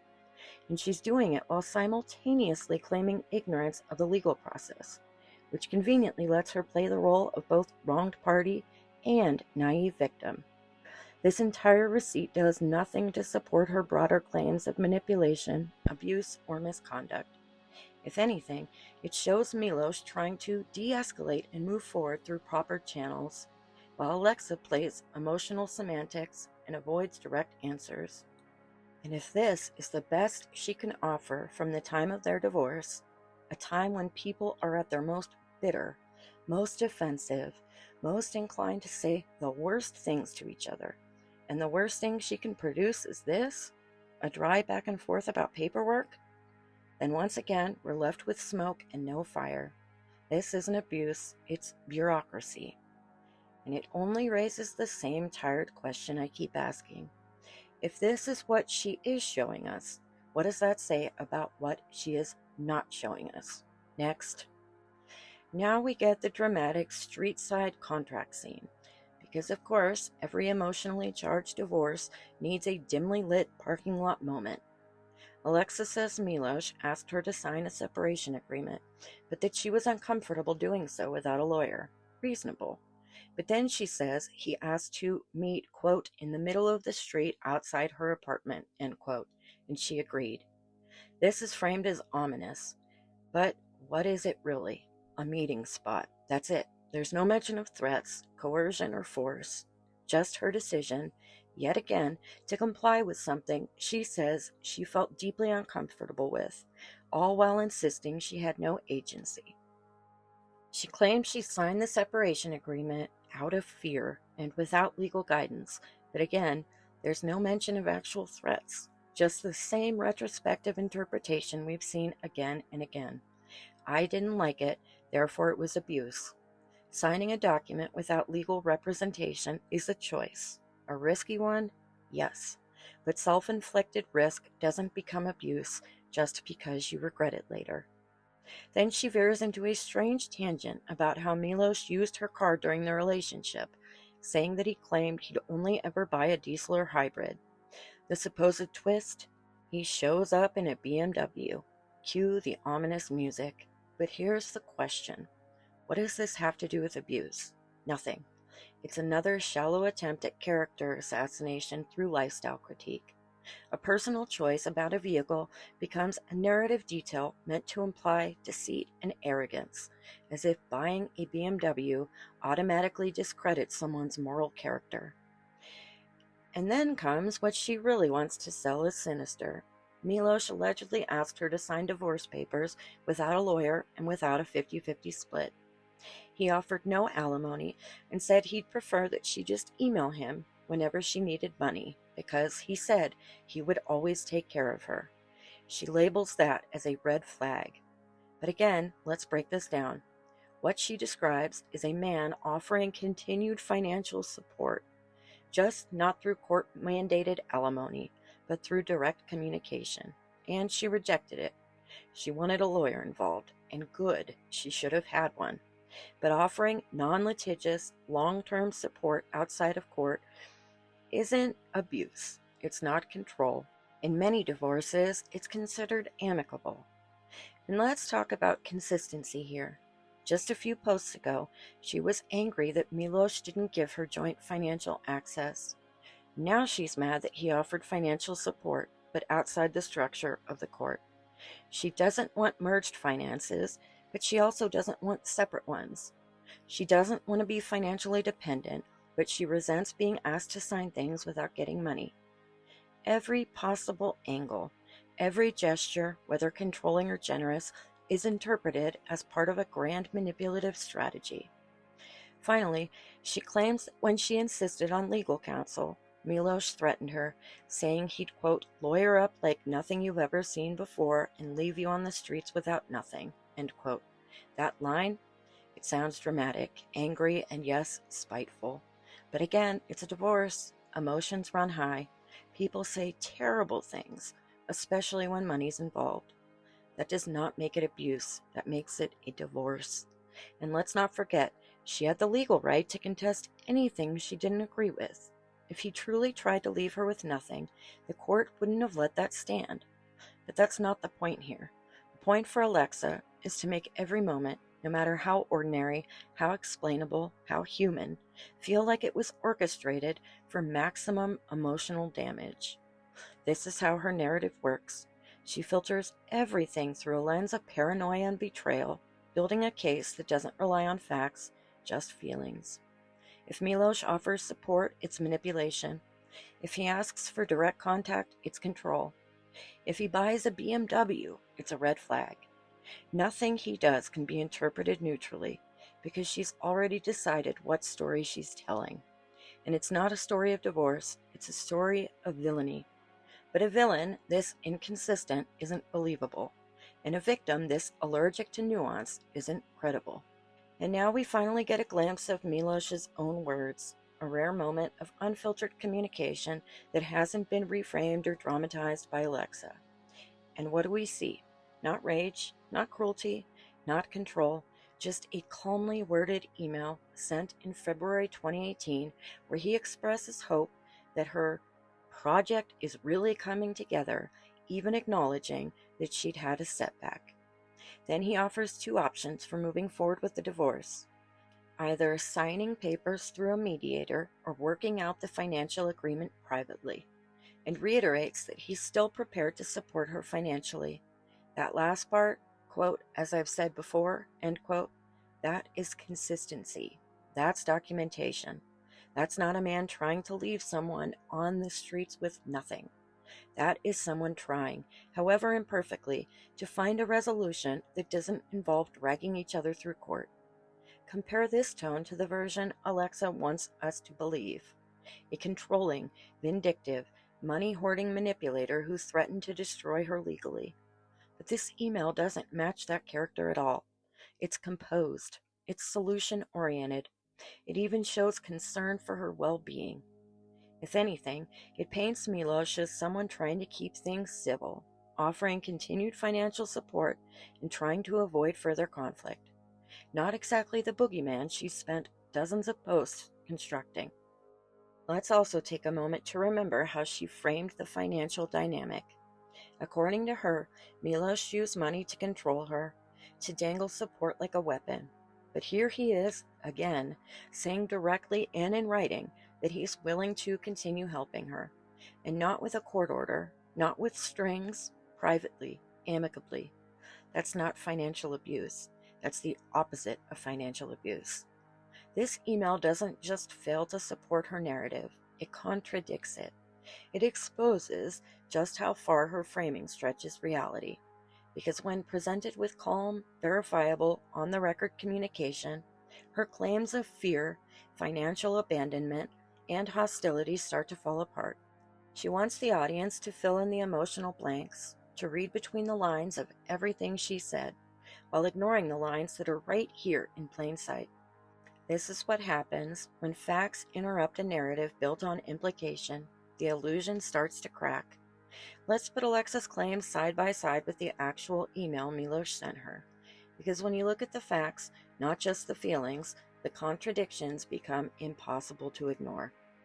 Alexa's claim, quote, "He told me he wanted me to sign divorce papers without a lawyer present and to go our separate ways without the 50-50 split, leaving me with nothing, not even alimony," end quote. Milosh's email, quote, "I would like to do one of two things. Have us sign divorce papers that I'll have Alexis bring over to you and we work out privately what we should do financially, as I'm prepared to keep helping you as I've said before," end quote. The contrast. There is no ultimatum, no sign this or else. He literally suggests working things out privately and voluntarily reiterates his offer to help financially. Just like he had already said, that's not coercion, that's collaboration, that's support. If anything, it shows patience and consistency. Alexa's next claim, quote, "He told me he'd lawyer up like nothing I've ever seen before and leave me on the streets with nothing." Milosh's email, quote, "Hope all is good and your project is coming together for you, even though you had a setback," end quote. The contrast here, where's the aggression? Where's the threat? This is someone offering well wishes for a creative project that, by the way, they are financing, not a man preparing to legally eviscerate his ex-wife. It's polite. It's non-confrontational. It's normal. Alexa's next claim, quote, "He made everything about money. He acted like I was a gold-digging monster," end quote. Milosh's email, "We work out privately what we should do financially. I'm prepared to keep helping you," end quote. Instead of controlling the money, he's literally offering it. Instead of attacking her character, he's offering support. And not because the court is making him, but because he wants to. It's clear he's trying to avoid further conflict, not fuel it. This is where Alexa's narrative starts to completely fall apart. When she controls the narrative, everything becomes a red flag. But the moment you introduce actual documentation, it all unravels. Her allegations of threats, cruelty, and financial abuse are completely at odds with the calm, reasonable tone of his email. So ask yourself, if someone were truly trying to destroy you financially, would they send you an email offering ongoing help, wishing you well on your creative project, and trying to resolve things privately and peacefully? Or is this email the proof Alexa hoped no one would read too closely? And now we get to the supposed resolution, the divorce settlement, and Alexa claims she wanted a lawyer present to ensure she received her legal entitlements, a 50-50 split, 2 years of alimony, and funding for her personal project Metanoia. All perfectly reasonable asks in a divorce. But then she claims that Milosh bullied her out of having legal representation and forced her to agree to a mediator. Let's be clear. Mediation is not coercion. It's a standard court-approved path to resolving divorces without courtroom drama. And most mediators are neutral third parties trained to prevent exactly the kind of imbalance she's describing. And here's where her story completely undermines itself. Alexa says that in the end, she agreed, out of fear, to accept the settlement. What did it include? Funding for her creative project and her rent. Exactly what Milosh offered in his earlier email. So now we're supposed to believe that his prior generosity was just bait for a longer con, because once she needed help again, he ghosted her. But let's rewind this. This was after the settlement. after the agreement. He gave her what they negotiated. So now she's angry that after fulfilling the contract, he didn't offer an indefinite financial lifeline. That's not betrayal. That's the end of a legal agreement. Divorce doesn't come with a forever clause, and if the terms weren't acceptable, she had every legal right to walk away, delay, renegotiate, or get representation. But again, she chose mediation. She chose to sign. And now that the money's gone and the career didn't take off, she reframes it as abuse. Not because it was, but because it didn't end up in ongoing unconditional financial support. Then, out of nowhere, she time jumps to New Year's of 2019, and the narrative lurches back to grooming, just when the divorce thread runs out of steam. She says she finally told her mother that Milosh contacted her when she was a minor, and that her mother was horrified and immediately emailed Milosh to say how disgusted she was. But here's the issue. This was 7 years into the relationship, after marriage, after a global tour, after metanoia, after therapy, after a divorce settlement, and now is when the grooming accusation becomes real. Convenient. Even more bizarre is her claim that Milosh didn't deny it, but instead gaslit her mother by saying she was a terrible parent and that he was saving Alexa from her trauma. So which is it? Did he avoid? Did he deny? Or did he admit to being a savior? The vagueness here is doing a lot of work. And this is the hallmark of her entire narrative. When one thread ends, another begins, and each one is more emotionally loaded than the last. Divorce becomes financial abuse. Mediation becomes manipulation. A lack of eternal support becomes betrayal. And when that runs out, grooming is brought back in. This time through the lens of a mother's outrage. It's not storytelling, it's emotional escalation. Escalation without accountability, and accusation without receipts. This is what Alexa offers as a receipt, a supposed smoking gun of betrayal or dishonesty. But once again, when we look past the framing and read what's actually there, what we find is normalcy. The email Milosh sends in March 2019 is short, yes, but also calm, reassuring, and even supportive. He literally says it'll all be fine and reiterates, yes, I'll help you out. He explains he's busy on tour, something she's acknowledged herself repeatedly, and signs off with, all is cool. No threats, no cold dismissal, no manipulation, just a man trying to offer reassurance while juggling a busy schedule. And yet Alexa's follow-up email, months later, is framed like an emergency. Please don't go back on our words to each other. She forwards his earlier message to him as if it's proof of a broken contract, but the message itself is intentionally vague. Not a legal agreement, not a promise of lifelong support, and certainly not evidence of abuse. What's troubling here is that she's not just retrofitting intent. She's elevating informal communication into binding obligation. In a real divorce, these kinds of emails wouldn't hold legal weight, and they certainly wouldn't qualify as evidence of wrongdoing. But here, in Alexa's narrative, they're presented to the public as proof of harm. And once again, she knows what she's doing. She's not offering receipts. She's offering emotionally suggestive fragments that only work if the audience already assumes guilt. Because otherwise, this isn't a red flag, it's a yellow post-it. And here it is, one of the final blows. The email Alexa clearly believes cements her grooming narrative. A profanity-laced message from her mother, Alexandra Nikolas, accusing Milosh of being a predator, of pursuing her underage daughter, and berating him for allegedly asking to stay under her roof, while Alexa, who Alexandra thinks to her knowledge was underage at the time, was present. Her phrasing is uncertain, as if she herself can't recall whether Alexa was a minor, so she defaults to the safe accusation, you were hitting on a minor. But here's the thing, this email isn't evidence. It's an emotional, delayed, retrospective outburst written nearly a decade after Alexa and Milosh first connected. It wasn't prompted by discovery. It was prompted by disclosure. Alexa's own selective curation of what to show and when to show it. This email only proves that Alexandra was disturbed by what her daughter chose to reveal to her. That is all. And the real question still stands. Where is the actual evidence that provoked this fury? Where are the emails, the messages, the receipts that supposedly triggered this reaction? If they're as damning as her mother's tone implies, why aren't they front and center? Why are we always offered interpretation over information, performance over proof, and drama over documentation?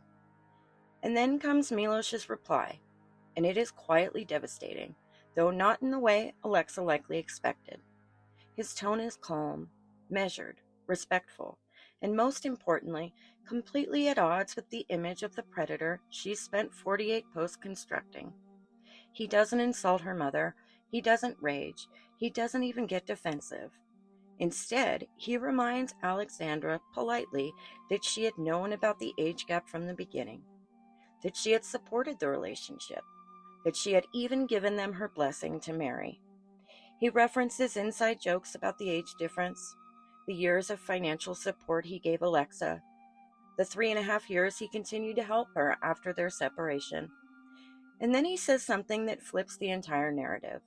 Quote, "You truly devastated her when you left to Florida and destroyed her finances by not paying her taxes for years." End quote. That's not a detail. That's a detonation. Not just because Alexa never mentions it, but because it reframes everything. Alexa presents herself as a manipulated teenager, with a horrified mother who eventually stepped in to rescue her. But Milosh's reply suggests the exact opposite, that Alexandra was not kept in the dark. She was active, aware, and involved, and that the person doing real damage to Alexa's life may not have been Milosh after all. And that's not just a counterpoint. It is a claim supported by Alexa's own lawsuit. Remember the friend she was with in Iowa? The one who gave her 6 doses of LSD and introduced her to Milosh's music? In her posts, he's a friend. In her verse interview, he became a boyfriend. But in her legal filing, where the wording matters, he suddenly becomes her designated legal guardian, the adult entrusted with custody of her while she filmed Children of the Corn. That's not a trivial inconsistency. That's a legal declaration. If this man was both her guardian and her boyfriend, then Alexandra, Alexa's mother, signed over legal custody of her minor 16-year-old daughter to an adult man her daughter was dating. That wasn't Milosh. That's not protective parenting. That is sanctioned involvement. And it is not a red flag. It is a neon billboard. So when that same woman sends an email a decade later claiming she's sickened by her daughter talking to an older man, we're now expected to believe that's sincere, spontaneous outrage? No, that's not outrage. That's reputation rehab. Because if Alexandra had truly been disturbed by an adult dating her 16-year-old daughter, she never would have handed over custodial rights to her daughter's adult boyfriend, that same one who fed her illegal hallucinogens. And if Alexa had truly believed this relationship with Milosh was predatory from the start, she wouldn't need to retrofit her story with rage and revelations 10 years after the fact. This entire exchange, meant to be the gotcha moment, isn't a nail in Milosh's coffin. It's a mirror, and what it reflects is a narrative built on omission, revision, and emotional performance. But the contradictions don't stop there. In her own lawsuit, Alexa claims she reached out to Milosh solely to say she liked his music, and that she never expected a reply. But in the other versions of her story, she describes being high on LSD, listening to his voice, and being told by a tree that the man singing would be her future husband and she needed to reach out to talk to him. So which is it? Did she send a casual fan message and move on? Or did she follow a cosmic, drug-induced epiphany and seek him out because fate told her he was the one? These are two completely different motivations. One of them is in the lawsuit. The others are in her own words. But both can't be true. Alexa wasn't groomed in secret. She was ushered in with parental permission before she even spoke to Milosh. And that's not on Alexa, that's on Alexandra. If anything in this mess elicits sympathy, it's that Alexa was failed. Not by Milosh due to a 15-year age gap, but by the woman who was supposed to protect her, who handed legal custody over her to an adult man at 16, only to feign outrage 10 years later when Alexa needed someone to help her achieve a climactic point, to help her sell a story with a new villain. Alexandra says it's not normal behavior to date someone 16 years younger than you. But you know what else isn't normal? Signing over legal custody of your 16-year-old daughter to the kind of man who sees nothing wrong with dating a minor, and even less wrong with feeding her copious amounts of illegal hallucinogens. That's not normal behavior either. As a mother, I am deeply disturbed and concerned by this mother's actions. What was her plan handing over Alexa's legal rights to an adult man? I am puking reading this lawsuit. What the F were you thinking, Alexandra? This is full-on parental failure and neglect. And this realization, this wouldn't just ruin one single day of mine. It would shatter me, and much more, I know that much. Now we're told that after properly reflecting on her trauma, Alexa decided she needed closure, not by going to a therapist, not by privately processing her experience, but by texting Milosh out of the blue to confront him about an interview from years ago. His response, directive, dismissive, and clear, quote, "Not really interested in what is going on in your imagination. I am blocking you now," end quote. Let's be honest, that's not bullying, that's a boundary. Milosh didn't threaten her, he didn't insult her. He stated his disinterest in engaging with her accusations and removed himself from the conversation. In a world where everyone claims to value boundaries and emotional safety, this should be seen as a textbook healthy response to unwanted contact. And here's something else worth asking. What exactly would Alexa have considered a non-abusive, non-bullying, non-gaslighting response from Milosh? Yes, I would love to engage in this conversation with you. Let me drop everything I'm doing and prioritize a response that will suit your needs. That's what it seems like she wanted, because Milosh chose to set a boundary instead. When he blocked her after expressing disinterest in revisiting an emotional minefield, she immediately reframed it as cruelty, as harm, as guilt, as bullying.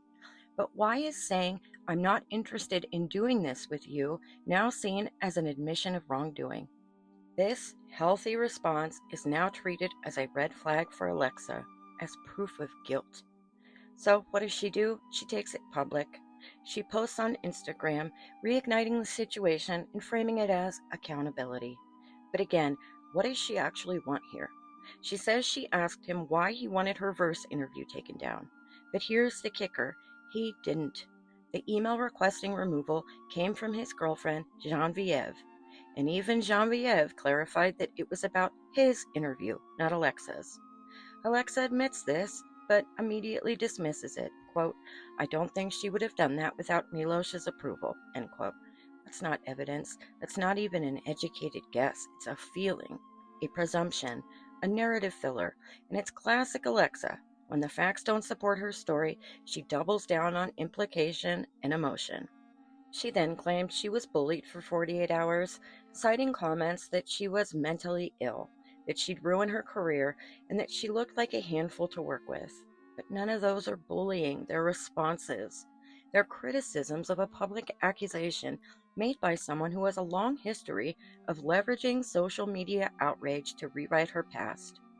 When you make serious allegations in a public forum, especially ones that directly threaten someone's career, relationships, and reputation, you don't get to cry bullying when people respond with skepticism, frustration, or disbelief.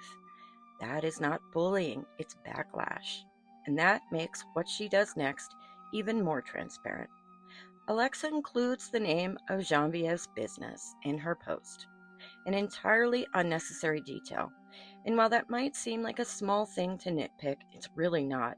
It's a calculated move, a thinly veiled signal to her followers to direct their anger not just at Genevieve, but at the business she founded and represents. It serves no purpose in the story.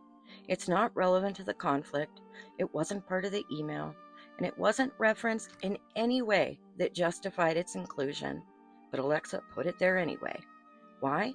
Because she knows her followers. She knows that some of them, still emotionally tied to her as Nicole from Zoe 101, will see this as a betrayal and act on it. It's not advocacy, it's vindictiveness. She may try to defend it as transparency, but let's be honest, it's not cleverly hidden, it's blatant. It's a passive-aggressive invitation to swarm a female-run wellness brand because Alexa is bitter about her ex's new partner. And here's the irony. Genevieve seems to be running a legitimate, well-received, emotionally grounded brand focused on connection and healing, which, frankly, might be exactly why Alexa felt the need to target it. Alexa, the self-proclaimed feminist and trauma-informed advocate, used her platform to publicly name a woman's business, one that had nothing to do with the original conflict because of petty resentment. Even if Genevieve did reach out to Alexa, that is fair game for criticism, but her business was not, and its inclusion reveals more about Alexa's character than any of her posts do. It's spiteful, it's performative, and it's deeply hypocritical. She wanted Milosh and Genevieve to apologize on her terms, in her space, with her framing. When that didn't happen, she called it a 48-hour bullying session. But that wasn't bullying, it's backlash. And backlash is not abuse. It's a reaction to someone trying to manipulate a public narrative under the guise of truth-telling. But let's focus on what Alexa says she really wanted from all of this. Quote, "My intention was to hold them accountable and get an apology." End quote. An apology. Not truth, not justice, not clarity, an apology. And this is a recurring theme in Alexa's narrative. A fixation on forced apologies as the ultimate proof of guilt and closure. But in actual trauma-informed frameworks, that's not how healing works. According to trauma researcher Dr. Judith Herman in Trauma and Recovery, and echoed across modern trauma-informed care models like SAM HSA's 6 principles, a survivor healing is built on empowerment, not public retribution. It prioritizes agency, choice, safety, and internal resolution, not demanding emotional compliance from the person you're accusing. Demanding an apology in a public forum isn't healing. It's an emotional reenactment of power dynamics. It puts the accused in control of the survivor's closure and reinforces the very dependency true recovery is meant to dissolve. But Alexa doesn't just request apologies. She weaponizes their absence. When Milosh sets a boundary and blocks her, that's recast as gaslighting. When Genevieve denies her narrative, it becomes bullying. When no one gives her the response she wants, it's used as proof that her story must therefore be true. This isn't trauma-informed, it's narrative enforcement. It's the psychological equivalent of confess or I'll make it worse. Real advocacy understands that accountability is complex. It doesn't always include apologies. It doesn't always come with validation. And it certainly doesn't require weaponizing an audience against the people you feel rejected by. What Alexa's doing here isn't empowerment. It's coercion. It's retaliation. It's retributive performance dressed up as activism. And it undermines the work of real survivors and real advocates everywhere who are trying to create a culture of truth, not vengeance. And now we have one of the more illuminating receipts Alexa shares, what appears to be a message from either Milosh or his partner Genevieve. It reads like a gentle, even respectful piece of advice. They even preface it by saying they're not attacking her or giving bad advice, and they specifically reference how casting directors look at people's Instagrams, a well-known fact in the entertainment industry. And yet, Alexa frames this as part of a 48-hour bullying session. She labels it gaslighting. She presents it as intimidation. But let's call this what it actually is, a reality check she didn't want to hear. This isn't an insult. This isn't emotional abuse. This is someone clearly trying to maintain a respectful tone, offering a perspective rooted in practical consequences, not malice. And once again, we see Alexa's reflexive pattern. When she doesn't get deference, she labels it violence. In her mind, setting boundaries is abandonment. Disagreeing with her is gaslighting. Offering feedback becomes a bullying attack. And when no one bows to the emotional script she's written, they become the villain by default. But what makes this even more important is how it ties into the very movement Alexa claims to represent. She presents herself as a voice for survivors, an advocate for truth, a warrior against injustice. And yet she dismisses any conversation about how she tells her story, how she uses her platform, or how her tone affects credibility as silencing or abuse. This message wasn't an attempt to silence her. It was a reminder that her feed isn't a diary, it's a broadcast. And in the real world, how you present yourself does have consequences. That's not gaslighting, that's reality. She can post whatever she wants, but the second someone says, hey, this might hurt you, she frames it as malicious. Because to Alexa, any critique is a threat, and every boundary is an attack. This message isn't a red flag. It's a mirror, and she just didn't like what it showed her. And now we've reached the final crescendo of Alexa's narrative, the moment where emotion overtakes evidence completely. She opens by claiming that she, quote, just recently got to the bottom of all of this, end quote. Translation, her story has changed again. Genevieve didn't send the email to Verse, Rhye's team did. So what was previously framed as a 48-hour bullying campaign directed by Milosh's girlfriend was misinformation, mistaken identity, a deflection? She doesn't clarify, she just pivots again. And now we're told that both Milosh and Genevieve lied and made her look insane. Her proof? Genevieve allegedly said she needed clinical help, that she was delusional, and that she had spent all her time obsessing over Milosh. Is that harsh? Sure. Is it an attack? Arguably. But is it gaslighting? No. Gaslighting requires deception intended to distort someone's reality. Telling someone they're acting delusional, especially when they're publicly accusing you of grooming without hard proof, is not gaslighting. It's a blunt opinion, not psychological abuse. And let's be real, Alexa has spent months, if not years, curating an ongoing narrative centered entirely around Milosh. So when someone says, you're obsessing over your ex, it's not delusion, it's pattern recognition. Then comes the real giveaway. She says, quote, my theory is that the interview revealed information about the beginning of our relationship when I was a minor, end quote. Her theory. Not a receipt, not a screenshot, not a timeline, a theory. And from that theory, she extrapolates everything. That she was groomed at 16, that he used her for financial support, that he manipulated her into marriage for a green card, that he gained notoriety in sex, all built on a theory, not a time-stamped message, not a diary entry, and not even a credible third-party witness, a retroactive guess, now presented as fact. She then says she suffers from PTSD and doubts her own sanity, only to immediately conclude that this open letter has proven she is not insane. But think about that. She's holding up her own publication of a one-sided accusation as proof of her own credibility. That's not validation. That is circular logic. I published my story, and because I published it, I must be right. That's not healing. That's narrative reinforcement masquerading as recovery. And she closes with a public wish for Milosh to experience a profound metanoia, a spiritual awakening. That sounds poetic, even enlightened, but in this context, it reads like a self-righteous curse. She's not asking for justice, she's asking for submission.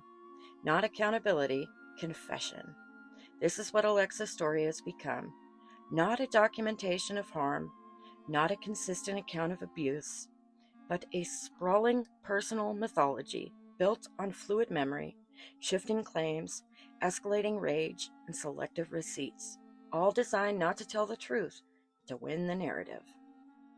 And now finally, we have the email Alexa presents as one of her last gotchas, a message from Genevieve Jenkins sent in February 2020.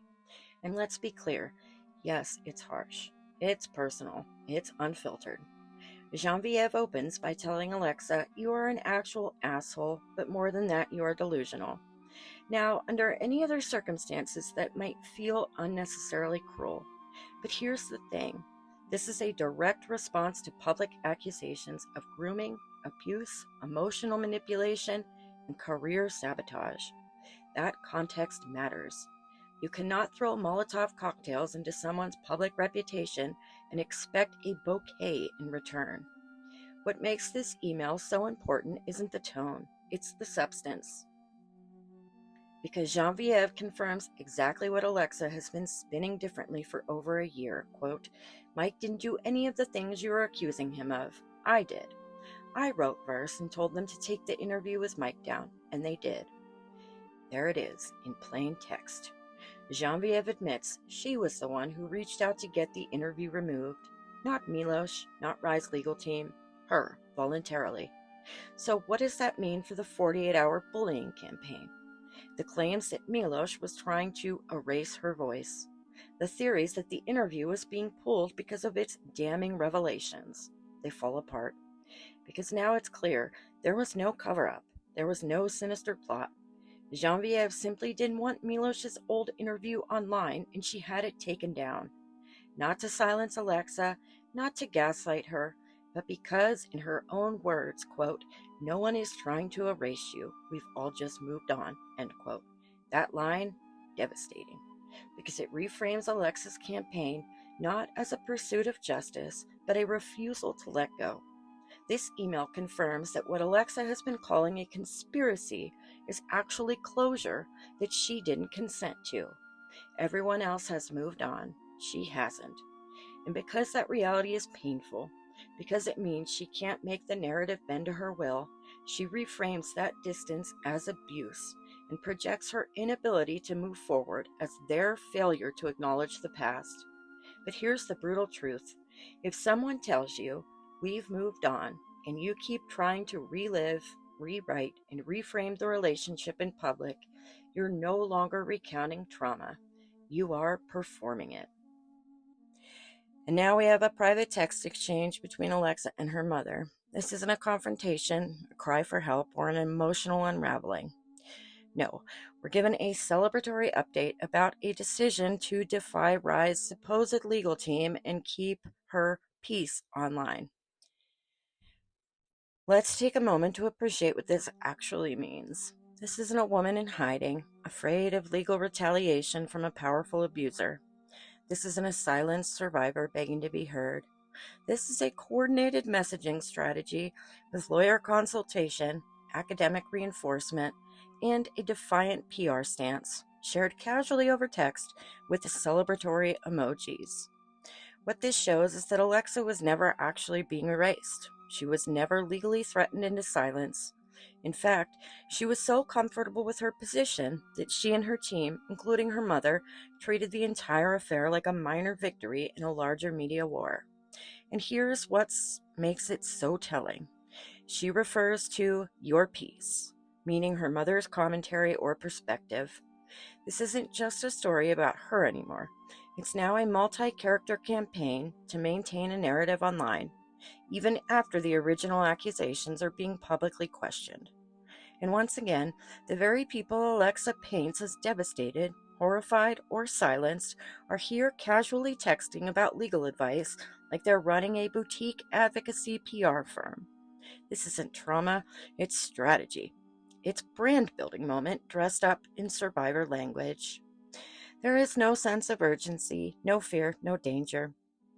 Just smiles, lawyer consults, and a stubborn refusal to let go of the spotlight. So if this was a battle for justice, why does it read like a media rollout? One of the most striking ironies in Alexa's campaign is her repeated insistence that this was never about money.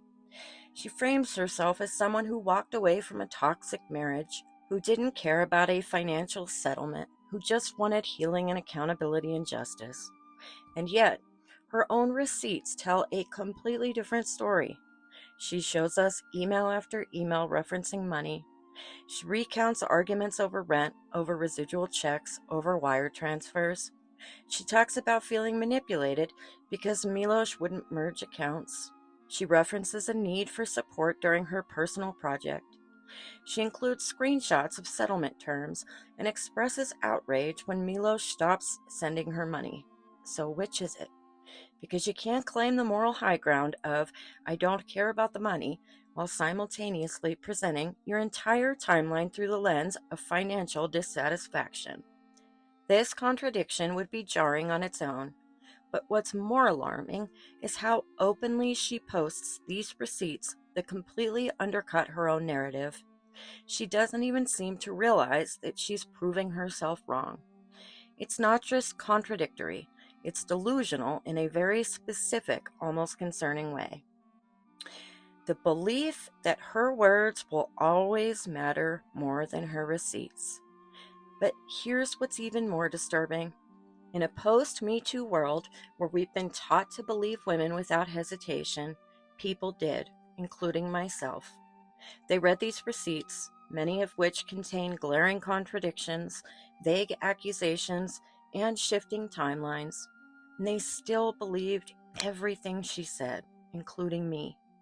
Not because the evidence was compelling, but because the narrative sounded like something we've been trained or groomed to recognize. And that's the danger. When a movement built on exposing real harm becomes so emotionally reactive that it stops asking questions altogether. Alexa didn't manipulate her audience with silence. She did it by giving them just enough noise to feel convinced, even when the facts were right in front of us, telling a very different story. And that should scare anyone who actually cares about survivor advocacy, due process, or the truth. This message from Milosh is perhaps one of the most revealing in the entire series, not because it confirms Alexa's narrative, but because it directly challenges it with clarity, composure, and common sense. In this email, Milosh responds to a claim Alexa appears to have made behind the scenes, that he used legal means to silence her. His reply? He flatly denies it. Not defensively, not aggressively, but matter-of-factly. Quote, I never had a lawyer or anyone on my musical team reach out to anyone about an interview you did. End quote. That's clear, unequivocal statement. He then cuts to the likely root of the accusation, money. He notes that Alexa, quote-unquote, suddenly became mad once he couldn't send her a wire while on tour. That observation aligns with a recurring pattern we've seen throughout her story. Financial support being reframed as manipulation, and its removal rebranded as abuse. Let's not overlook the key phrase here, quote, I think you've made something up in your mind and are just running with that, end quote. That isn't gaslighting. That's calling out a pattern of emotionally reactive storytelling that mutates over time based on whatever grievance is most current. And the fact that this message even exists without rage, threats, or denial of care completely undercuts the monstrous figure she's tried to build. It's also important to note the context. This isn't some early breakup note or a bitter divorce exchange. This is well after the divorce, after financial support has presumably ended, and Alexa is still revisiting the past, now accusing him of legal silencing tactics that he denies ever using. And yet, as usual, she provides no documentation, no cease and desist, no threat letters, no NDNA, just an accusation and another vague implication meant to be taken as truth. What this message reveals, intentionally or not, is that Alexa's story often shifts depending on the timeline and her access to resources. When she's supported, Milosh is complicated. When the money stops, he's a villain. And that's not an uncommon emotional response in the aftermath of a breakup. but it becomes a serious credibility issue when you're leveraging those emotions to accuse someone of predation and abuse in a public arena without the evidence to support it. And now we reach one of the most telling maneuvers in Alexa's open letter campaign, the "I'm not the only one" pivot. 3 days after publishing her accusations, she posts that she's received, quote, "countless private messages," end quote, from others who claim Milosh was abusive too. This, she says, proves a pattern, that his behavior was cruel, not just in their marriage, but long before and long after. It's a powerful narrative tactic. Shift the spotlight away from yourself, bring in faceless backup, and frame the accused as part of a broader systemic pattern. But let's look at what she actually provides. The first few receipts are messages from someone claiming to be the younger sister of a close friend of Milosh. She says she's mortified that everything Alexa said makes perfect sense and that she believes her to the core of the planet. She also clarifies that Milosh never hit on her, but that he used to talk openly about his relations and brag about his relationships. Disturbing? Sure. Crude? Yeah. But this isn't testimony of abuse. It's retrospective discomfort filtered through Alexa's recent allegations. This woman didn't come forward on her own. She came forward in response to Alexa's story. And like many of the messages Alexa frames as corroboration, it only makes sense after you've already bought into Alexa's version of events. And the details? They're vague, redacted, and almost theatrical. We don't know who this person is. We don't know what the relationship timeline was. The core accusation isn't even something Milosh did to her. It's something he allegedly said about a third party over 20 years ago. Let's be very clear here. If you want to accuse someone of emotional manipulation or abuse, you need more than an old story told by someone who is uncomfortable but unharmed. What Alexa presents as corroboration is just a string of post hoc discomforts, people looking back at weird or gross things and retrofitting them as proof of a dangerous predator. And the hot sauce story? It's appalling, if true.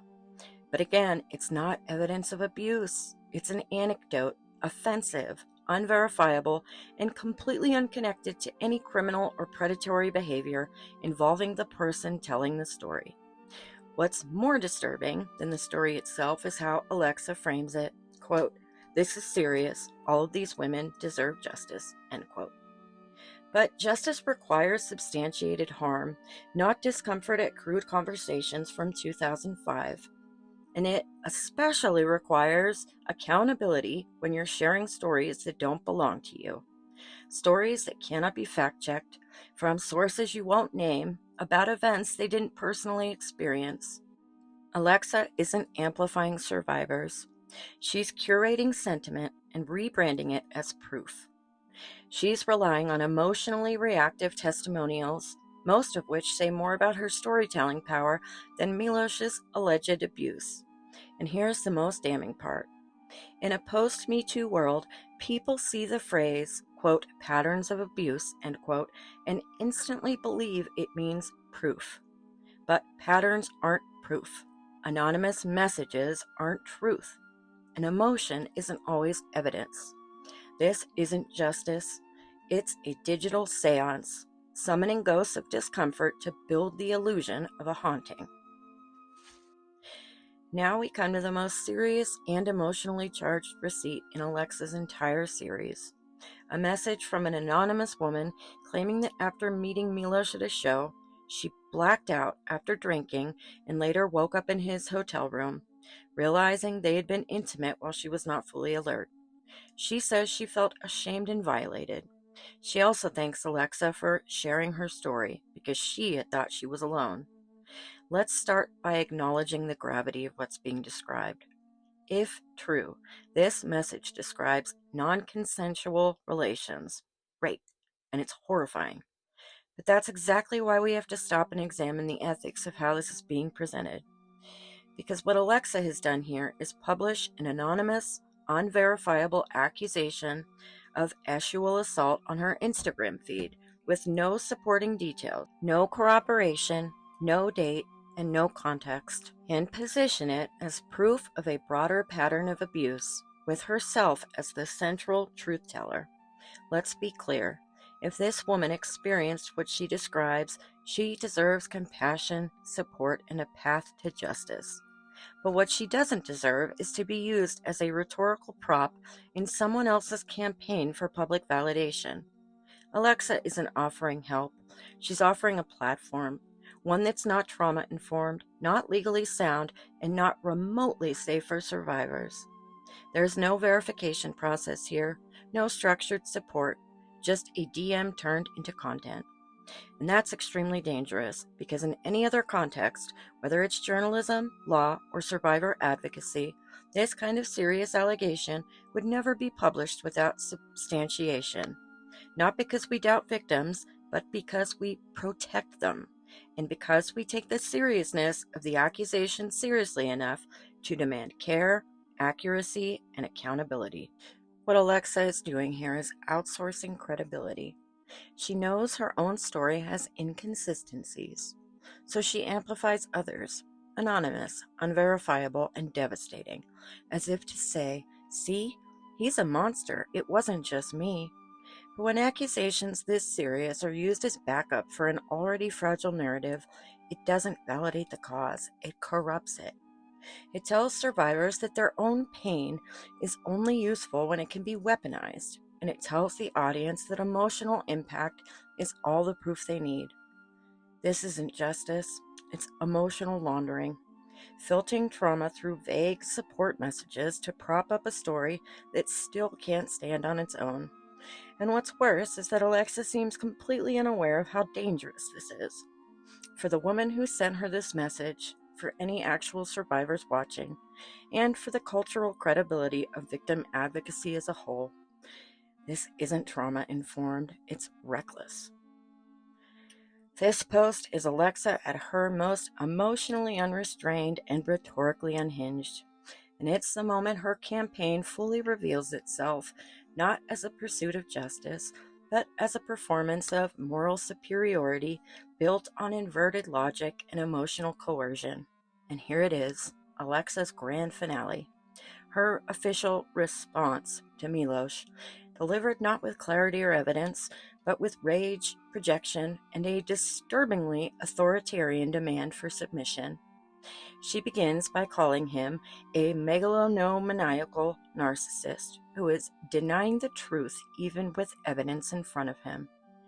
But what evidence? Her own screenshots? Anonymous, unverifiable DMs? Emotionally charged interpretations of emails that never say what she claims they say? This isn't evidence. It's a collage of accusation glued together with outrage.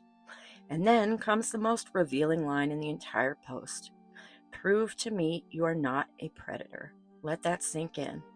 She is demanding that Milosh prove his innocence, not based on new claims, not in a court of law, but on Instagram. This is not a legal process. This isn't even basic logic. This is inverted justice. Guilty until proven innocent, judged by the person making the accusation, with no standard of proof except personal belief.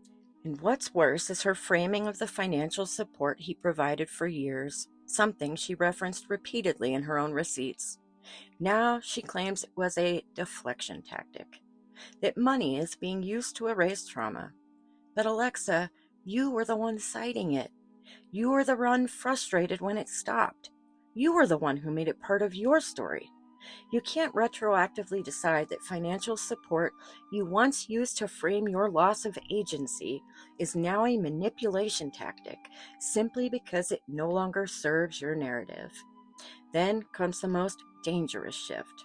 Quote, "I do not need nor do I want your money. I want justice." End quote. But everything she's posted suggests otherwise. If she didn't want money, why document every financial frustration and failed promise? Why emphasize support withheld? Why share the exact terms of settlement conversations, tax issues, rent payments, and creative funding? The contradiction here is staggering, but she seems entirely unaware of it. And that's what's so deeply alarming. Not just the emotional volatility, but the absolute refusal to see the gap between her rhetoric and her receipts. She closes by demanding Milosh prove the allegations are false, while offering no proof that they're true, just her voice, her pain, and a weaponized moral stance that suggests if you don't believe her, you're enabling predators. This isn't advocacy, it's a public crucifixion built on implication, emotion, and the expectation that truth requires no burden of proof when someone feels harmed enough. But justice doesn't work that way. Truth doesn't work that way. And no amount of righteous yelling makes contradiction more convincing. Alexa says she's done being Milosh's private investigator, but that was never her job. Her job was to tell the truth, not invent a narrative so messy, contradictory, and emotionally manipulative that it collapses under its own weight. And now we arrive at Alexa's final receipts, a list of demands masquerading as accountability. But what this really is a list of ultimatums, a hail of accusations framed as questions, the ultimate reversal of logic, where Milosh is now expected to prove he didn't do things she has not proven he did. Let's walk through what she is actually asking here. Prove you didn't assault someone in a jacuzzi. Prove you didn't sample my voice saying no. Prove you weren't a creep on Model Mayhem. Prove you didn't stay in the apartment I paid for. Prove you didn't bring women backstage at a show. Prove you didn't do what someone anonymously said you did. This isn't a request for justice. This is a public loyalty test. A litany of invasive, unverifiable, and often absurd demands that require Milosh to disprove anecdotal stories and internet-era rumors with no actual evidence ever presented in the first place. Alexa isn't offering proof, she's offering pressure. She's trying to build a wall of what-ifs so tall and so overwhelming that the audience loses sight of the fact that none of it has been substantiated. And let's address the sheer audacity of some of these demands. She wants him to release samples of her voice to prove she didn't say no during an act she now retroactively frames as non-consensual. This is more than manipulative, it's obscene. Because if she truly believed a crime occurred, she wouldn't be asking for a reversed audio sample on Instagram. She would be in court. She tells him to prove he wasn't a creep on Model Mayhem. Let's be honest, that's not a request. That is a smear tactic. It's designed to trigger the audience's disgust reflex without actually identifying wrongdoing. And then there's the one that said it all. Prove via talking to your best friend's sister that you didn't use hot sauce on your ex-girlfriend. That's where the entire facade crumbles. Because now we're not just dealing with speculation or secondhand discomfort. We're being asked to treat an alleged anecdote from 20 years ago, told to someone else, about someone else, as a serious line of inquiry. And if Milosh can't disprove that, then what? He's guilty? That's not advocacy. That's vigilantism wrapped in hashtags. This list of demands isn't brave. It isn't restorative. It's vindictive performance art aimed at manufacturing the illusion of guilt by overwhelming the public with volume in place of veracity. Because if she truly had a case, she wouldn't need 12 different speculative accusations. She'd need one that holds up to scrutiny, just one. But what she's offering here isn't accountability, it's chaos. And the fact that she ends her campaign not with a single piece of new evidence, but with a list of impossible to answer, prove you're not a monster challenges. It's the ultimate red flag. Alexa's story didn't collapse because people refused to believe her. It collapsed because, at every turn, she demanded belief instead of earning it. So here we are, 48 posts, dozens of screenshots, a handful of vague messages, redacted names, anonymous claims, recycled pain, unsubstantiated accusations, and one very loud, very messy open letter that, despite all its emotional spectacle, leaves us with exactly what we started with: no proof, no timeline that holds up, no story that remains consistent, not a single allegation that withstands scrutiny, just Alexa's voice, layered in outrage, daring the public to question her because she knew most wouldn't. And that's the heart of it. In today's climate, no one dares push back. Not because her story was airtight, but because we've been conditioned to believe that questioning a self-declared survivor is an act of violence, that asking for clarity is victim blaming, that demanding proof is abuse.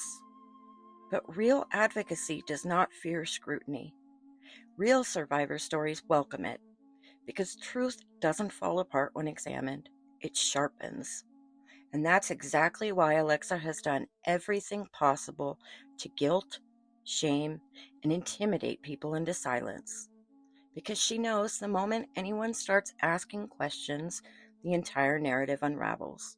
And it has.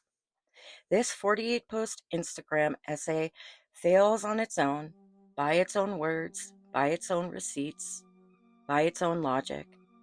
But when held up next to her original timeline, where she openly admitted she pursued Milosh as an adult, traveled across the world both with him and for him, married him willingly, lived with him for years, and only reframed the relationship as abuse after the money stopped and after someone dared to accidentally get her interview taken down, it becomes impossible to see this as anything other than a slow-motion character assassination. What Alexa has done to Milosh isn't just reputational harm, it's narrative exploitation.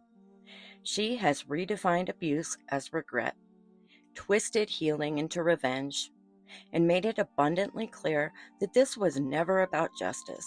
It was about power, about control, about forcing him to submit to her version of events, no matter how inconsistent, illogical, or contradictory they became. It was sheer revenge. She weaponized the language of trauma. She gamified the aesthetics of activism. And she built a platform not on accountability, but on immunity. Immunity from criticism.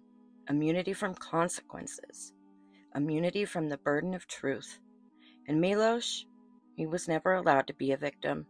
He's a man, a musician, an ex, and his only wrongdoing was falling for someone who is deceptive, vengeful, and although a consenting adult, still 16 years younger than he was.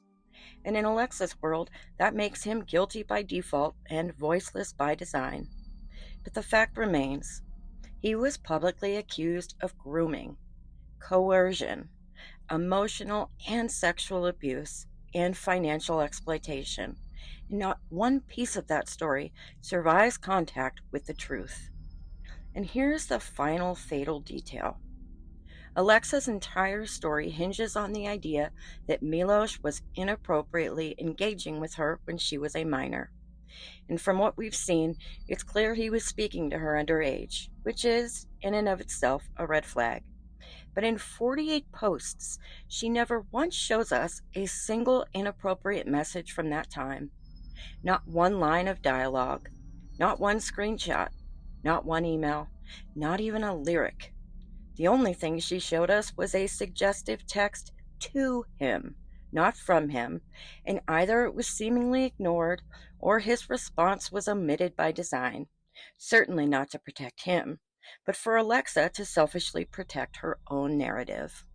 She had access to everything: MySpace, Hotmail, journals, texts, his music. And if those receipts existed, they would have been plastered across every post. But they're not. And that's the loudest silence of all. It strongly suggests that the most serious part of her allegation, the very foundation of the grooming claim, never happened. If there is any part of you who can honestly believe she chose not to include anything incriminating, despite having real proof, you're a more forgiving person than I am. And if that weren't enough, there's one more thing that made my blood boil. Remember the audio? The alleged non-consensual act recorded and turned into a song? I remember reading that post and feeling sick.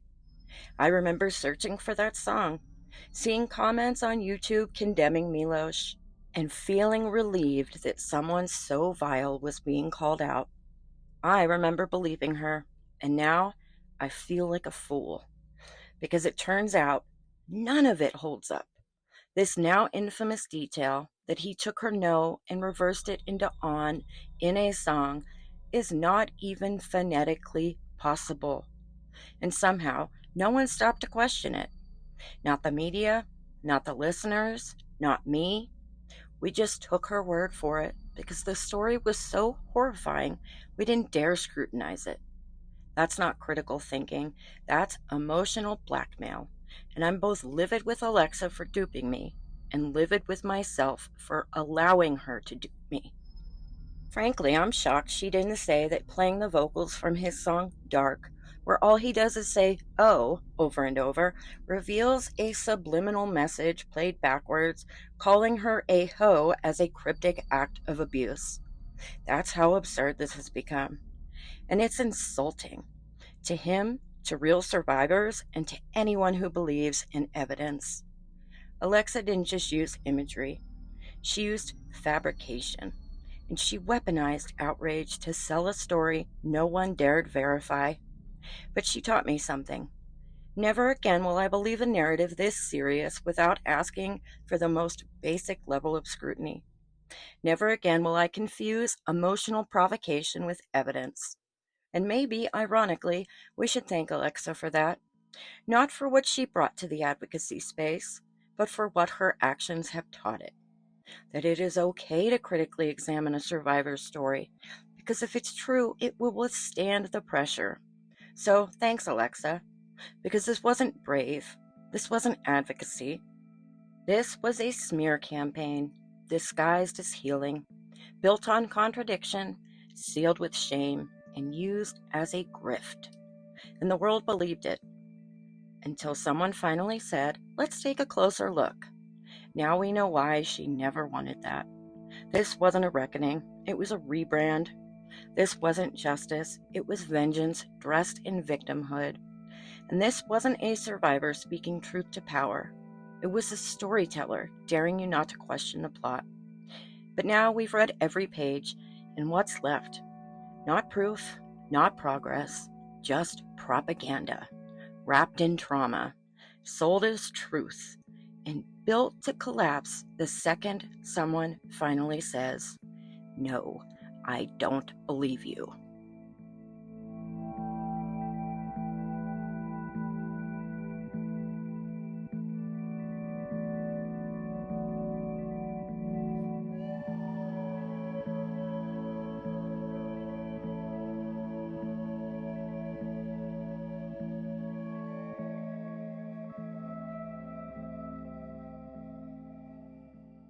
And my mom says something that I think is really, really truthful about coincidences. Too many coincidences equals a plan. And she says, too many coincidences equals a plan. Usually when too many coincidences are happening around somebody, start taking notice of that because that's most likely a red flag. Usually when too many coincidences are happening around somebody, start taking notice of that because that's most likely a red flag. Start taking notice of that because that's most likely a red flag. Red flag. Red flag. Red flag. Because that's most likely a red flag.